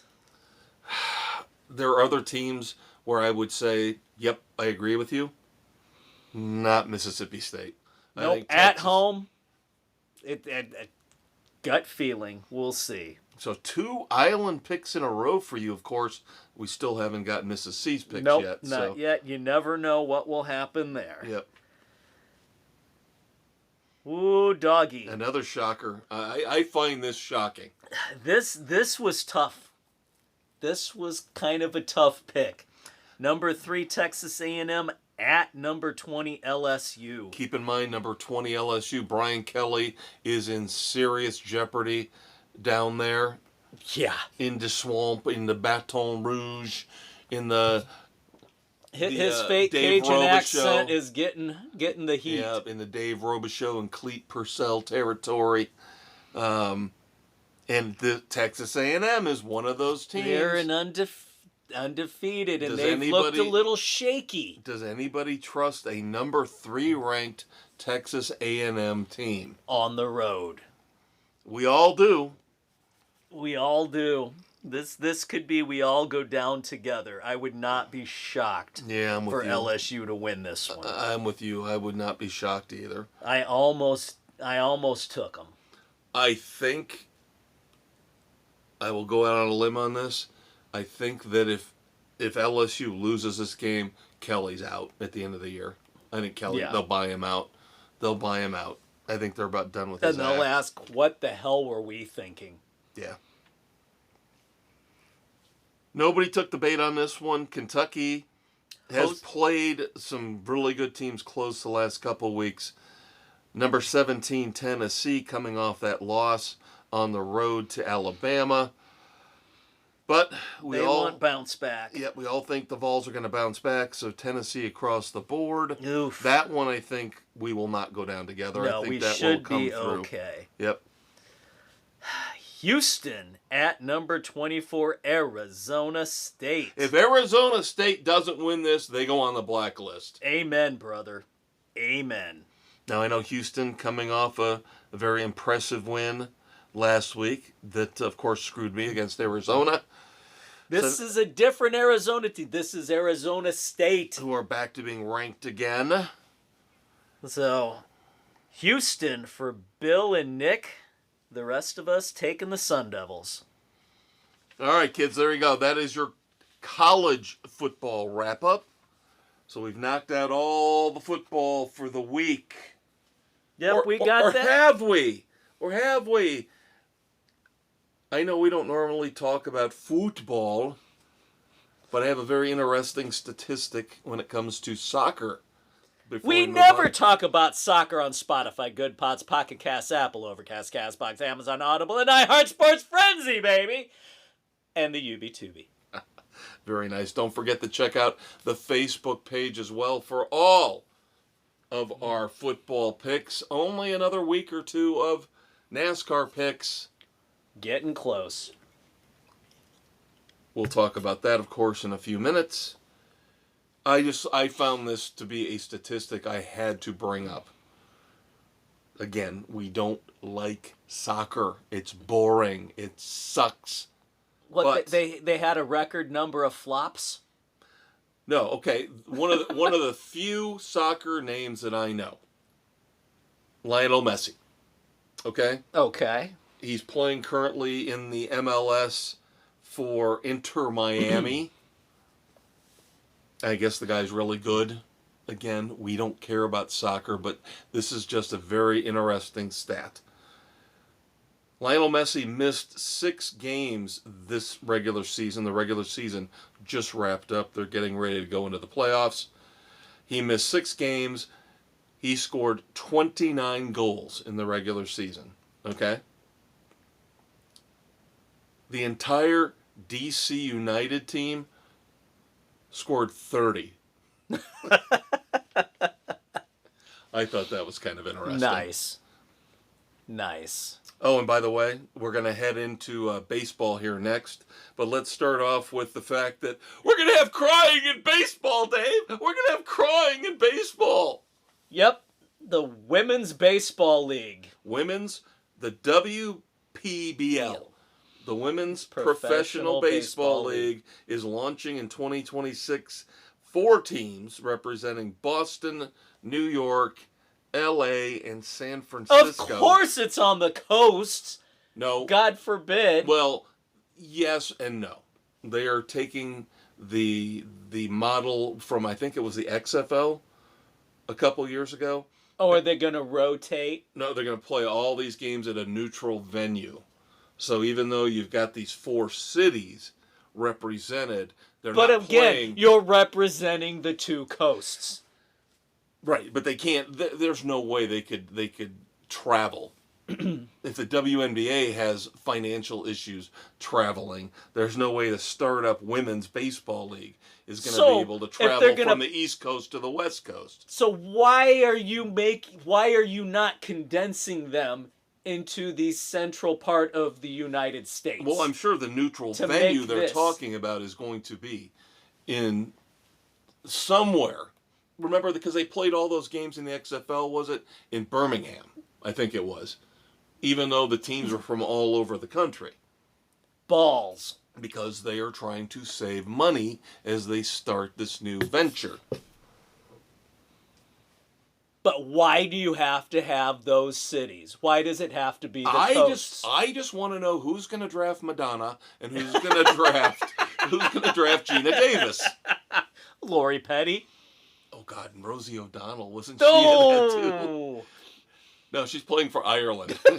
Oh, and the other team, if you get what I'm saying. All right, real baseball. Manly men playing baseball. The World Series set to start on Friday, the 24th. Yep, and the one advantage that came out of the great series between the Seattle Mariners and the Toronto Blue Jays is that with Toronto winning, at least they get home field advantage over the Dodgers, who look like a juggernaut. Gee, best team money can buy. Yep, the Blue Jays do get Bo Bichette back. That's good. But like you said, Dodgers at the Blue Jays Friday night.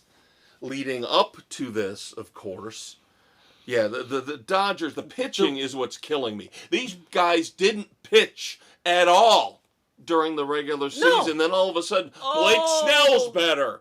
And we're going to go ahead and push Shohei Ohtani. And then we've got Glass now. And then we've got Yamamoto, I think, was the only one. Yamamoto was the only one, I think, who pitched the majority of the season. Yeah, it's ridiculous. So sure, let's save the strong arms for the end of the year. Yeah, so they've got 4 top-level pitchers going, and the Blue Jays don't even know who they're going to throw out there in Game 1 because of all the guys they had to throw out there Monday night for Game 7 against the Mariners. Now, wasn't looking good for the Blue Jays Monday night, but George Springer jacks a 3-run home run to cut a 3-1 deficit, turns that into a 4-3 advantage. That's the final score. George Springer, his 23rd playoff home run, which ties him for 3rd all time. Damn. Guess who he's tied with? Kyle Schwarber. Wow. And then we even had a positive appearance from Max Scherzer. Mad Max won Game 4 and yelled at his manager. I'm not coming out of this fucking game, you motherfucker. Coach said, okay. Walk back. The MVP of the ALCS, Vladimir Guerrero Jr., finally earning that massive contract. Yeah, no kidding. Hit 385 with 3 home runs. Then, of course, we go over to the National League. Yay. I think the fucking Cubs could have put up a better fight than the Milwaukee Brewers did. Really? Yeah, really. Really? Yeah, really. Considering the fact the Brewers, in 4 games, scored 4 runs. 1 run in each game, had 14 total hits in 4 games. Sounds about what the Cubs would have done. No, I'm sorry. The Cubs would have been better than this. The Cubs would have been better than this. Well, then they should have taken care of business. Yes, they should have. I'm not denying that. But this was a pathetic showing by the Brewers. It was. It was sad. And, of course, did we witness the greatest individual game ever? How about we slurp Ohtani some more? Shohei Ohtani, if you kids missed it, in Game 4, hit 3 home runs, but he also pitched 10 Ks, 6 shutout innings, 2 hits allowed, 3 walks, 1. Yes, it could be the greatest individual performance ever in Major League Baseball history. And that performance and that alone got him the NLCS MVP because he hadn't done jack shit up until that point. Game, that was the only game he showed up for. And that got him, again, the NLCS MVP. Kind of sad. Really pathetic. Are we going to start to see more of this stuff? Are we going to start to see more kids trying to play both ways? Maybe. Pitch and hit. Go back in time. Yeah. So. What was it? Your best players used to do that all through Little League. Your best pitcher was generally your best hitter because those are your best athletes. Well, and then Travis Hunter in football, obviously. Yeah. Two-way players in football aren't even, if you go back in time again, as we like to do, they weren't, high school happened all the time. Yeah. You didn't have enough guys to field to have two different plays. Yeah. So. Couple new managers, Dave. Yes. A couple new managers. Kurt Suzuki will take over as the Angels manager after discussions with Albert Pujols fell apart, although he's now talking to the Padres. And then a very interesting hire for the San Francisco Giants. As going to the college ranks. For the first time ever, we will have a Major League Baseball manager who has no managerial experience in Major or Minor League Baseball, all on the college level. Yep. Very interesting. Tony Vitello from the University of Tennessee. Yep. So, very intriguing thoughts. And also, they're saying this guy's got an attitude. And they're asking him, are you going to tone it down? Oh, Vitello? Yeah. He's got a little bit of a chip on his shoulder. Yeah, are you going to tone this down when you come up to the major leagues? Gee, Nope. Would he be the Dan Hurley of college baseball? I don't know if anybody would be that much of a red ass, but they asked him, you going to tone it down? Nope. Nope, I believe in figuring out where the boundaries are by going past them, and if I go too far, then I'll adjust. And the next time I won't do that. There you go. But you never know where the boundaries are until you push them and go over the line. I'm paraphrasing for him, but that's basically what Vitello said. Why not? Oh, and you still want to talk about the Cubs, Dave? I thought you would want to talk more about the Cubs. Did I say that? The Cubs have not one, not two, not three, not four, not five, but 6 Gold Glove finalists. And I think the most shocking thing about this, awards will be announced November the 2nd. 1 Silver Slug Award finalist? Well, no Dansby Swanson for Golden Gloves. I Interesting. I thought he would be a shoo-in. Ian Happ. Ugh. Matthew Boyd is a pitcher. Carson Kelly is a catcher. Of course, my man, Nico Horner at second. Matt Shaw. Really? Yes, a Gold Glove finalist at third. And then finally, of course, PCA in center field. So, God, if we don't come away with a couple, I would be shocked, ashamed and depressed. Love to see Nico get one. I would think Nico and PCA probably. Nico should be up for the Silver Slugger, shouldn't he? We'll see. I don't know. These awards, like the Silver Slugger and the Gold Glove, seem so arbitrary. They tend to get in a rut with who they give it to. Right, like any kind of award. Guess who's going to... We talked about this 6 months ago. Who's going to be AL MVP? Who's going to be NL MVP? Yeah. Aaron Judge, Shohei Ohtani. Ohtani. And I hope at least Ohtani's a lock. Unfortunately. But hopefully Cal Raleigh should be pulls the off the AL upset. MVP. Should be for getting his team as deep as he did. Oh, and going back to that game, that ALCS, Game 7, 2 more things. Number one batter short of getting to Cal Raleigh. One batter short with a one-run lead. If Julio Rodriguez had somehow figured out a way, and he swung at ball 4. That's what sucks. He ran the count full. Cal Raleigh was up next, and he swung at ball 4. I would have loved to have seen Cal Raleigh come up in that situation. That would have been interesting. The game, the World Series on the line. Oof. The other thing, now, spoiler alert, kids, no dumbasses this week. And I don't know what my problem is. The last month, my worldview has changed. Or maybe I'm just so desensitized. That could be it more than anything else. Now, I know there was a lot going on Monday night. Did you watch the end of the game, of Game 7? No, I did not. Because I know the football games were on. This would have been my dumbass of the week. Of course, it's the only one. But I'm watching the game. Top of the 9th inning. 4-3. High pressure, high tension moments. And this is an example of where we're going with broadcasts and TV. I don't want any part of it if this is where we're going. Because I'm getting tired of and we'll talk about some of this stuff on the weekend edition as well, where some of this crap is going with the price increases.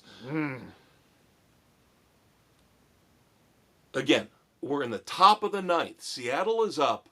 They have to score 1 run, otherwise the Blue Jays win, move on to the World Series. One of the batters for the Mariners pops a ball up. It just drifts behind the plate into the crowd, right? Yeah. All of a sudden, Fox decides, well, everybody's getting reset. Here's a quick ad from Capital One. Are you fucking kidding me? They shrunk the game down to 25%. And then I got to watch Jennifer fucking Garner talk about her Capital One card. In the middle of gameplay, in the 9th inning of the ALCS Game 7. That's pathetically bad. And I heard other people... That is bad. Other people on other shows talk about it. What the hell are they doing? That's pathetic. If this is where we're going, I'm done with sports. Because you're not even going to let me watch the sport anymore without inserting an ad between pitches in the 9th inning of the ALCS? That's sad. That is absolutely sad. And they showed the same damn commercial through the game 20 times with Jennifer Garner. And I'm just like to the point where I'm like, listen, you're one of the cutest, most beautiful women in the world. I think she's probably dumb as a box of rocks. But enough. Done. Okay? Enough, Capital One. We Not get it. during gameplay. Ugh. So that would be my Red Foreman dumbass of the week. Absolutely. If we were actually doing dumbasses. But we're not. I do have a last call, though, which will revisit a topic we... Do we want the moment of silence? Well, we're not there yet. We're going to do moments of silence. We still got... I know. I'm jumping ahead a little bit, but because it was baseball... Because it was baseball, I had to fit it in here. We're not doing NHL or NBA? No, we're heading there, but this fit because we're talking about baseball. And now we're done talking about baseball. Now you piss me off to the point where we're going to do a couple jokes. Just to ease the tension here. Clint Eastwood Badass of the Week, my man Mike Clay. Fantasy football now every Sunday morning. When there's not a London game or an overseas game, I watch it religiously, of course, to get my Vinegar Strokes team ready to go. There you go. What's the dad joke of the week? We got 2 of them. Ooh, twofer. Okay. Yep. And I have to make sure I word these properly because, of course, it's all in the wording. How did the card player react when he found out that his deck of cards was glued together? He folded? No, he freaked out because he couldn't deal with it. But Get it? Couldn't deal Yep. with it? All right. All right. I went out on a date with a female tennis player, but it didn't work out. You know why? Why? Because love means nothing to her. But Those are pretty good. those I aren't like bad. I like those. That He comes up with that some last good one ones. was pretty good. Yep. And I probably botched the delivery on the first one a little bit. You have to be very careful about how you word it, though. Right. Because you can't use the word deal Right. when you're setting it up. So, because I can't say what did the blackjack dealer do? Yeah. Because you have to use the word deal again. See, it's all in the art of the delivery, kids. Now you feel better? Sure. Now can we move on before? Sure. Okay.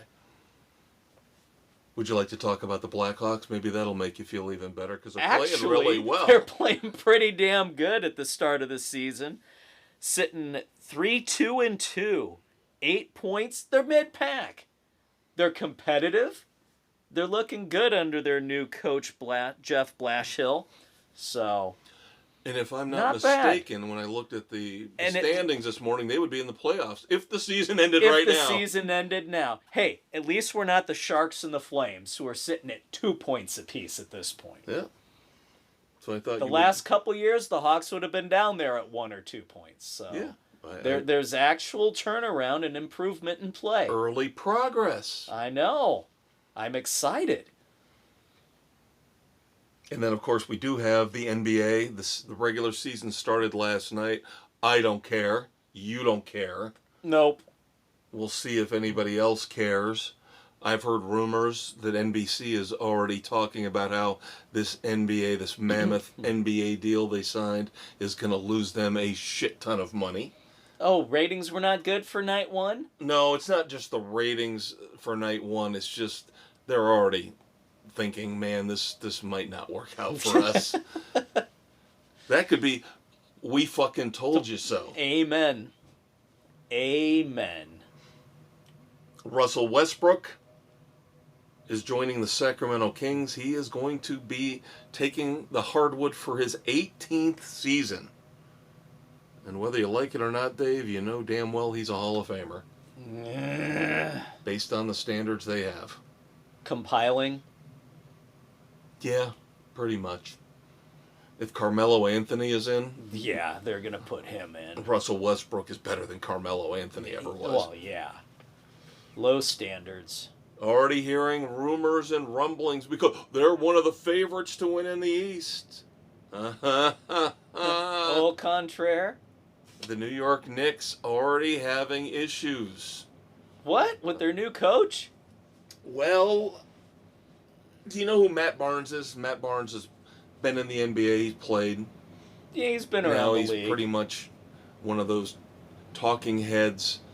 One of those former athletes now becoming a talking head on podcasts. Yeah. And he appears on shows. He came out and he said, new Knicks coach Mike Brown is going to be a disaster. I'm paraphrasing. Because when he was coaching the Knicks, Kobe Bryant and Ron Artest walked all over him. They basically decided when they were going to play, when they were going to check out of games, when they were going to check into games, because Mike Brown wants everybody to be his friend. Oh, God. And Nope. that leads into more rumors circulating that the players got together and basically got Thibodeau fired. Because they didn't like the tough love and the demands that he placed upon them. Bingo! And I think that's something else that you and I were discussing years ago. Snowflake players. Do not let the inmates run the asylum. And we were talking about how this is why Thibodeau got bounced around from team to team to team, is because they couldn't handle the fact he actually was hard on them and tried to coach them. Tried to make them better. Instead of, like Mike Brown, gotta be your buddy, gotta be your friend. No. I hope the Knicks are in I hope massive, they fold catastrophic horribly. failure. Now, we usually wish that on any New York team, but More so in situations like this. yes. And one last thing in the NBA before we move on to NASCAR. Something to make Dave sick. We had a couple moments here of levity, but now we're going to piss him off again. Doesn't take much with the NBA. Now, of course, the Rockets lost a close game. I believe they went into overtime last night, lost to the defending champion Thunder. Yeah. And of course, the Rockets now feature Kevin Durant. He could have been up for Dumbass of the Week. Well, he did sign a 2-year, $90 million extension with the Rockets. You talking about him dribbling the ball off his foot? No, I'm talking about trying to call timeout when he didn't have any. Yeah. And the officials blatantly disregarded it. Yeah. Yeah. Now, who's the dumbass, him or the officials? He did not have a great game. But, again, he got paid. And now, this is the part that's really going to make you happy. Note sarcasm. That 2-year, $90 million extension, of course, all that money's guaranteed in the NBA. It's deferred for how long? No, so we can put it in the books that now Kevin Durant's career earnings with this new contract will reach $598.2 million, which is the most by any player ever in NBA history. Of course, LeBron probably getting all mad and having a hissy fit because LeBron's now second at $583.9 million. So he's going to want to play one more year just to top that. Huh. Wow, Dave. Really? You think? You think? Egos, baby. Yeah, I think Egos and assholes. I think you're absolutely... Go hand in hand. I think you're absolutely 100% correct, is what I think. All right, moving on to NASCAR and racing here on Sports Frenzy 2.0. Now, we reported this a couple months ago, way back on July the 16th, but Apple TV now confirmed that they have the F1 for 5 years at $160 million a year, starting in 2026. Who's going to join Apple to watch F1? And of course, on the track, last weekend, the U.S. Grand Prix at Circuit of the Americas, won by, of course, Max Verstappen. That was an awful, awful race. Verstappen keeps his title hopes alive, though. There was no passing in that race at all. That's why I don't watch Formula One. And I can't remember. Hold on. One of the drivers nailed it. This is the day and age where Formula One is a race to turn one at the start. And then that's it. Because there is no passing, because it's all ridiculous crap. While you're looking that up, a couple things in NASCAR. Oh, they removed that. One big thing that's gonna make you very unhappy. It made me very unhappy when I saw it. It just hit a couple hours ago. Mercedes driver George Russell. Modern Formula One has just become a race to turn one. So it's George Russell who said that. Okay. And then George Russell won, I think, the last race, didn't he? Yeah, he won the Singapore Grand Prix a couple weeks ago. Yep.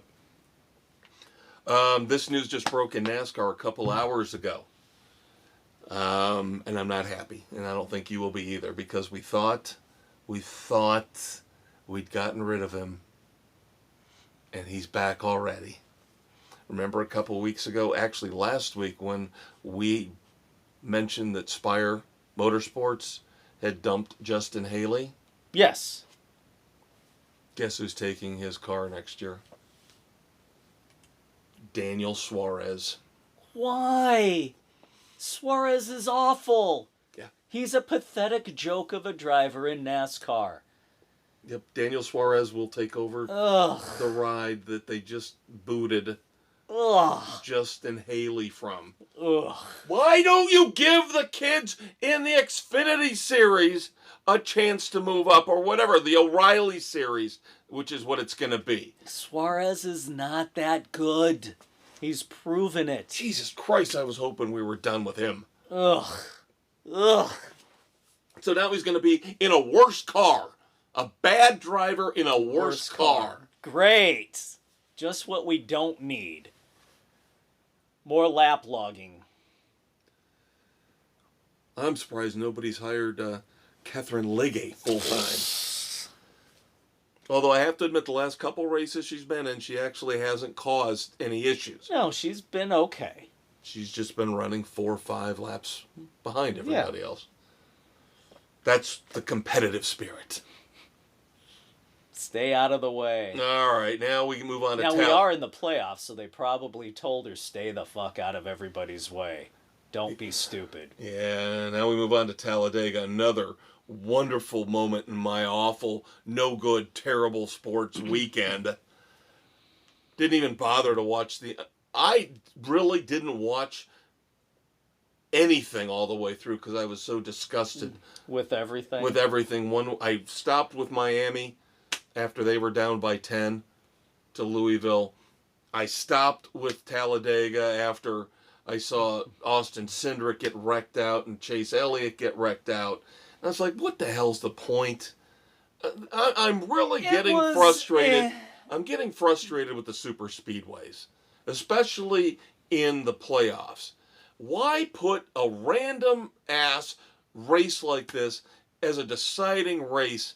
Yeah, it makes zero sense. For it's your stupid. Basically your penultimate round in the playoffs. Yeah, there's no reason for a super speedway to be in the final 10. We want all types of tracks in there. This is too much of a crapshoot. It's pure luck if you survive. Now, I have a conspiracy theory. You were just talking about Catherine Legge, right? And you were saying maybe somebody got in her ear and said, hey, you can run in these races, but you better not get in any trouble with the playoff drivers. Well, I found it interesting at Talladega that one of the worst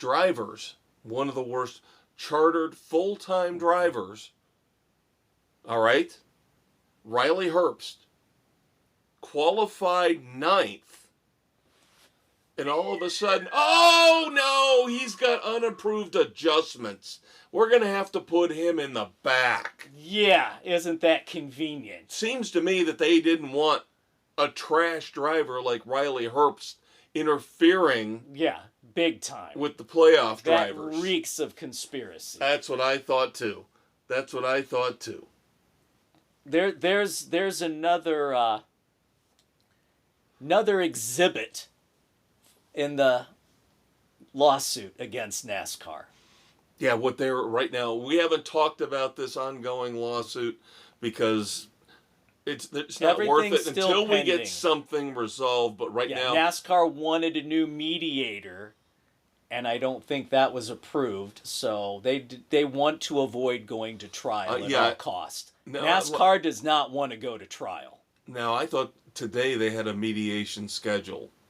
A mediation meeting scheduled. Yeah, but they want a new mediator. So they trashed it because of the mediator. Well, today. I don't know. I know a couple weeks ago they were asking for a new mediator. I don't know. That's all been set. Okay. Because they met yesterday on Tuesday, the 21st, and they were supposed to meet today on the 22nd in a mediation meeting. But again, we're not reporting this shit until something substantive happens. Really happens. NASCAR is doing everything they can to avoid going to trial. Well, we all know they've got to resolve this at some point here in the next couple months. Yeah, the trial, I think, begins, early December? After... Yeah, again, you're dealing with the sport that has the shortest off season. So they're going to have to get something done between early November and late January. Yeah, it's got to get resolved. Now, going back to Talladega, Michael McDowell always qualifies very well at the super speedways. He had the pole. Chase Briscoe wins and locks himself into the championship four. Got lucky in overtime coming through out of 4 through the tri-oval. As things got squirrely, everything went nuts. What was it? Byron got spun in front of everybody and all hell was breaking loose. Now, like I said, I didn't watch it. It wasn't the big one, but it shuffled everything up and Briscoe was able to get a run through. Yeah, I did hear that Penske, Blaney, and Logano had the race. At least they were up at the front, and then whatever happened at the end basically knocked them out of contention. They didn't wreck. But no, they were in contention until the final caution right before overtime. There you go. Yeah. So. Yeah. So, 2 of the 4 championship 4 drivers are locked in, and they are both Joe Gibbs Racing drivers, Denny Hamlin and Chase Briscoe. 2 slots still available. Now, right now, Kyle Larson, Christopher Bell are comfortable on points, but if one of the other 4 were to win at Martinsville, the Xfinity 500 coming this Sunday, October the 26th, then that would cause some distress for either Kyle Larson or Christopher Bell. Yeah, they cannot have DNFs either. No. They need to run solid races and hope Blaney, Logano, Elliott, and Byron. Yeah. Those 4 do not win. So that leads to our picks.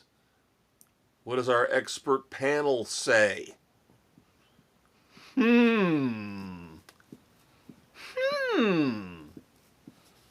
See, you set this up better than I did. Looking at who you have left, I'm kind of locked in who I have to take for the final 2 races. You gave yourself at least a third option. So I see what you're doing here, you sneaky son of a bitch. Because you took over second from me as you wanted to, which has been your goal all along, you evil prick. Yes, it is. So now it actually could help me out. I thought you and I would have the same pick here for Martinsville. No, I'm playing the long game on this one. So I'm looking for points this week and a potential Final 4 playoff, depending on how things work. Can I point out, once we're done with the picks, I'm going to point out the flaw for both of us, where we could both go terribly, horribly wrong. We've got different picks. Yep. And I guarantee we'll have different pick for Phoenix. So yes, we can discuss this. We can discuss this. But for you and Sam, who you got, bud? We're taking Ryan Blaney. Which is a very, very good pick. Runs very well there. And has to win. And has to win. You've got a very good pick. Along with Mrs. C and Aaron. C and Aaron with Chase Elliott. Bill taking Ross Chastain. Nick taking Tyler Reddick. Doug, for all the good things he's done here in the playoffs, Austin Cindric, I don't know about that pick. At Martinsville? Yeah. Not quite. So alas. To recap again, and then I will hold this discussion of our flaws with Dave. Chase Elliott for me, Jen. Of course, Jen has locked up the title. Yeah. The Frenzy Cup title. And Aaron. So the 3 of us taking Chase Elliott. Ryan Blaney for Dave and Sam. Yeah. Nick takes Tyler Reddick. Doug takes Austin Cindric. Bill takes Ross Chastain. Yeah. All right, here's the thing. We're going to give you a little bit behind the scenes discussion here of our NASCAR competition. The problem you and I both have with different drivers. Again, you took Ryan Blaney, I took Chase Elliott. Let me explain this. We're stuck with the fact that they're on the outside looking in. We've got drivers that have to win. Yes. Have to win. Or the DNFs. The DNFs have to come into play. From Larson or Bell or Bell. Here's the problem. So we have to, number one, win. Our drivers are going to be looking for the win. I don't know how much points accumulation we're going to see. So they could gamble on pit strategy and screw us on overall stage points. Stage points. Right. Going for all they care about is being at the end. Or they're looking at points too if Larson and Bell have bad races. They've got dual things they have to be worrying about. You're looking at this much more optimistically than I am, because I'm thinking these guys are going to go for the win. They're going to do anything and everything possible in terms of forsaking stage points in order to just get the win, because they're so far back. Here's problem number 2. We don't have if we get what we want, and again, we're racing for second here. Jen's already far and away won this sucker. So, but if we get what we want, let's say, in my case, I'm rooting for your driver. If Chase Elliott wins, he could potentially knock my championship pick, Christopher Bell, out, and then he's got nothing to run for at Phoenix. Conversely, you get Ryan Blaney. He wins. That guarantees Byron is out, and Chase Elliott is out. And those are the other 2 guys you've got left. So you see what I'm saying here? Yeah, I'm banking on Elliott winning this.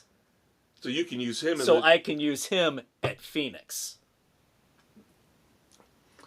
Very odd strategy. Rooting for my pick so you can use him in the next race. I understand it. Don't get me wrong. I mean, based on who's there, what scenario would be best to determine who I took for this race? I needed to leave myself an option or 2 for Phoenix. I need Chase Elliott to run a great race, try to get some points. So your ultimate disaster scenario, where they're hoping that one of the other 2, Larson or Bell, DNF. I'm not hoping Bell DNFs, but the thinking is that get some stage points, and then in the 3rd stage, who knows what could happen. Right. If I get those stage points and then I ultimately still get Christopher Bell in the championship, then I'm good. And again, you want Chase Elliott to win, even though you didn't pick him, because you want to pick him in the final race. Yes. And anybody who can give me a detailed breakdown of that out there in podcast land, send it to Sports Frenzy 2.0. Because we screwed ourselves early on trying to make up ground on Mrs. C. Yep. And it backfired on us. Yeah, taking Briscoe and Hamlin early, and I did not think Chase Briscoe was going to make the championship. No way in hell. I didn't either. No way in hell. So I thought Byron was going to slide in. I thought Elliott could slide up. Byron, that was a reasonable assumption. Or even Blaney getting through. Blaney's got the championship pedigree, but it's been such an up and down year for him. And you figure Logano's luck was going to run out at some point. See, this I would rather have this is you almost have to work backwards. I enjoy having these discussions. Again, kids, behind the scenes moments here, discussions here. This is more fun for me, and we're going for second. Okay, bear with me here. You and I are jazzed up and talking about our strategy to finish second. Yeah, because we had bad luck with our picks early in the chase, and she just blew it all away. This is more fun to me than football picks. The misery week in and week out of football picks. At least here, I can understand the strategies and what went wrong. Yeah. Even though a lot of it's random. Talladega is random. It's a random crap shoot. Right? The football stuff just infuriates me, probably because I love football more than anything. And I can't stand these stupid picks. I can't stand them. I'm telling you, we got to fix this. We got to make this more fun somehow. But we've been doing this for over 30 years. And Bill hates this. Bill hates NASCAR, and he bitches about it every year. But this is more entertaining because it's... He doesn't understand the strategy. A lot of people look at who runs a lot of people where don't understand the strategy of NASCAR and racing. It's not all of racing. We just talked about how F1 sucks balls. Yeah, horrible. I don't know. I don't know what else I can do to help NASCAR. We love it to a point. Yes, there are flaws, but... That they've inflicted upon themselves. Yes. Self-inflicted wounds. You're absolutely right. All right, kids, we're going to wind down here. Don't forget to check out the weekend edition, which we're going to record right after this. But you won't hear it until Saturday morning, October the 25th, as we try to nurse you through yet another Friday night disaster of too much drinking and too little poontang. But that's what we're here for. We have a review of the movie Until Dawn. We've got a cassette classics review for you. We do. We got a couple new songs. And then we will do our usual recap of all the TV shows we are watching. And in my bizarre, back injured, awful sports weekend, I actually decided, fuck it, I'm going to catch up on all my shows. So I am caught up, or at least took a chunk out of everything. Nice. So... Did you get the first episode of Tracker on the season? Tracker done. Boom! I'm even caught up on the lowdown through this week. I did not watch last night's episode. I will not spoil anything for you. But, oh, now I'm ahead of you. How does it feel, bitch?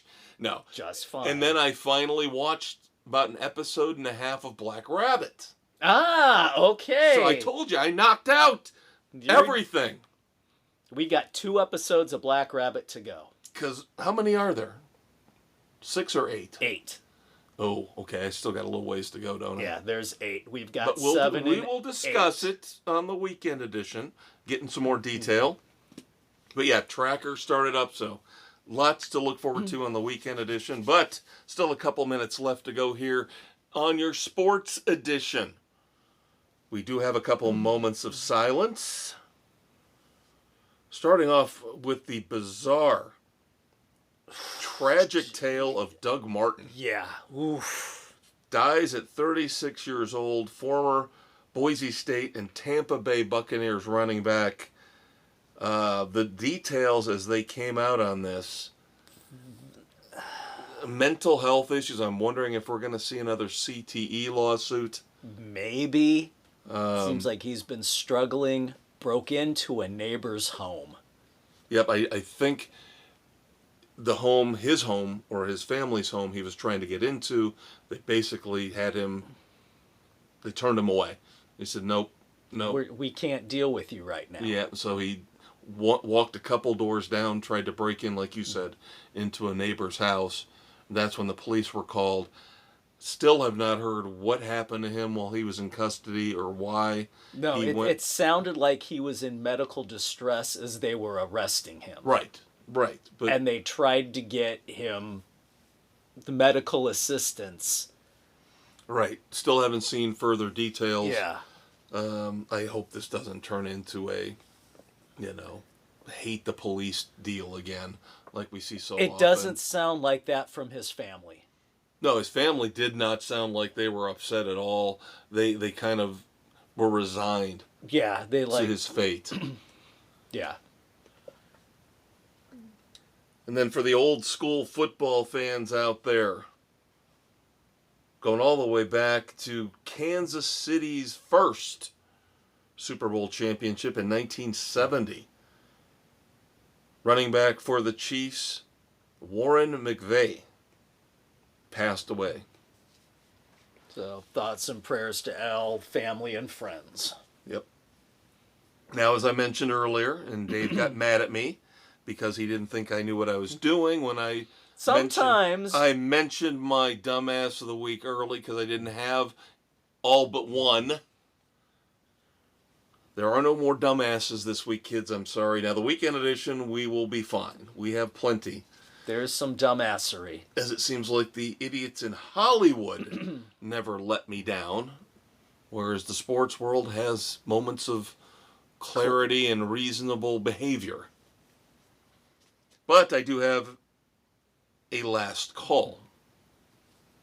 And as I mentioned earlier, this will be a topic in a way that Dave and I have discussed in the past.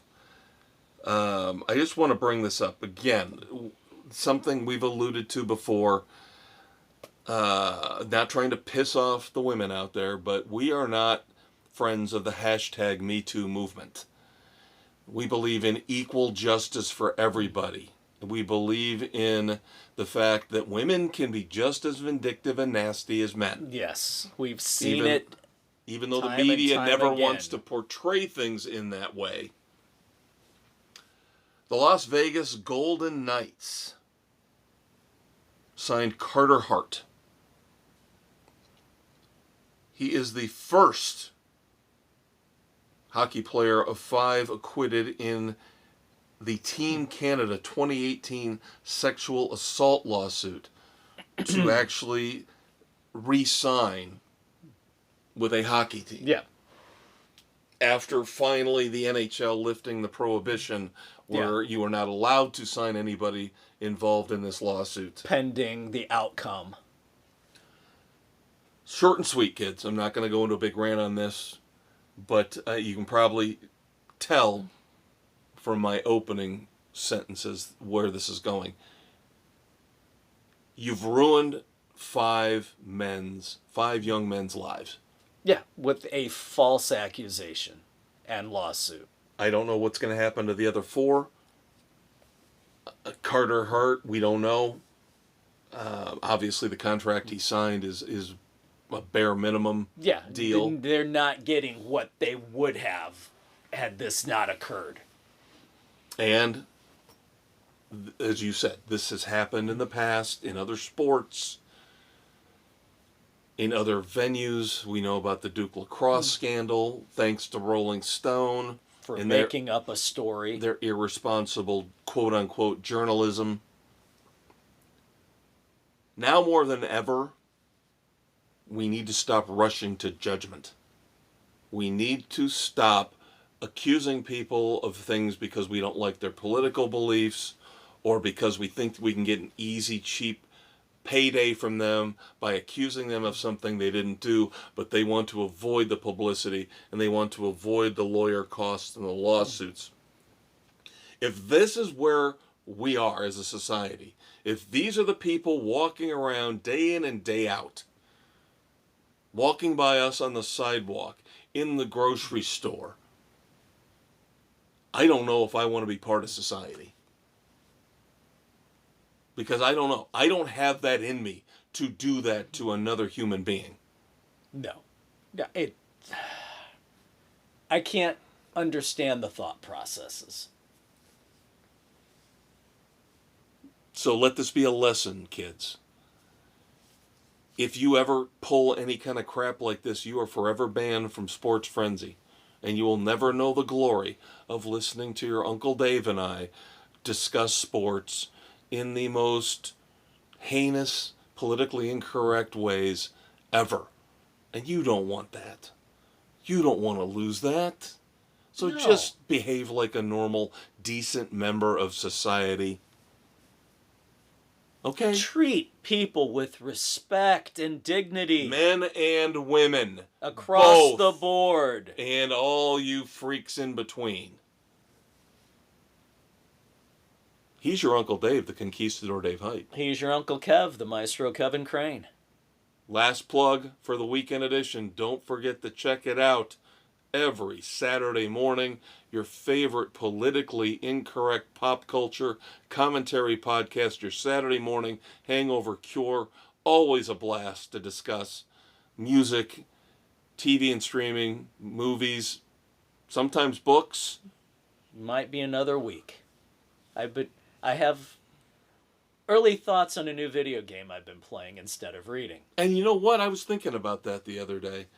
Because I know you've been talking about your Ghost of Ohtani, whatever it is.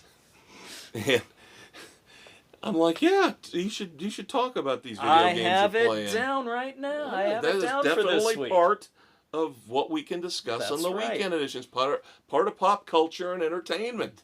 So feel free to bring in the video game. The kids are probably like, wow. Really? The old fucktards are actually kind of catching up with modern times. We've been with modern times. We're just now touting that we do so. And if it wasn't for the fact that right now it's probably about 9:45 as we wrap up taping, I'd go out in my front lawn and look for any kids and yell, "Get the fuck off my lawn!" How do you like that? And then I go back down in the basement and crack another beer and fire up my Commodore 64 and play Dig Dug. I crack Dig Dug on the tape. Yeah, and crack another Carling's Black Label. As I set my VCR to record my favorite show on Wednesday night. VHS or Betamax? Well, we all know Betamax is the future, Dave. You know, because you've got I still think Laserdisc. Laserdisc was ahead of its time. I still think people missed out with the 8 tracks, Dave. See how much fun we have just thinking about talking about pop culture, kids. So there's a preview of what you'll get. If you don't like it, we'll talk to you back next Thursday. Yeah, we're still not doing the video stuff. No. Nope. But until we meet again, say goodnight to the kids, Dave. Good night to the kids, Dave.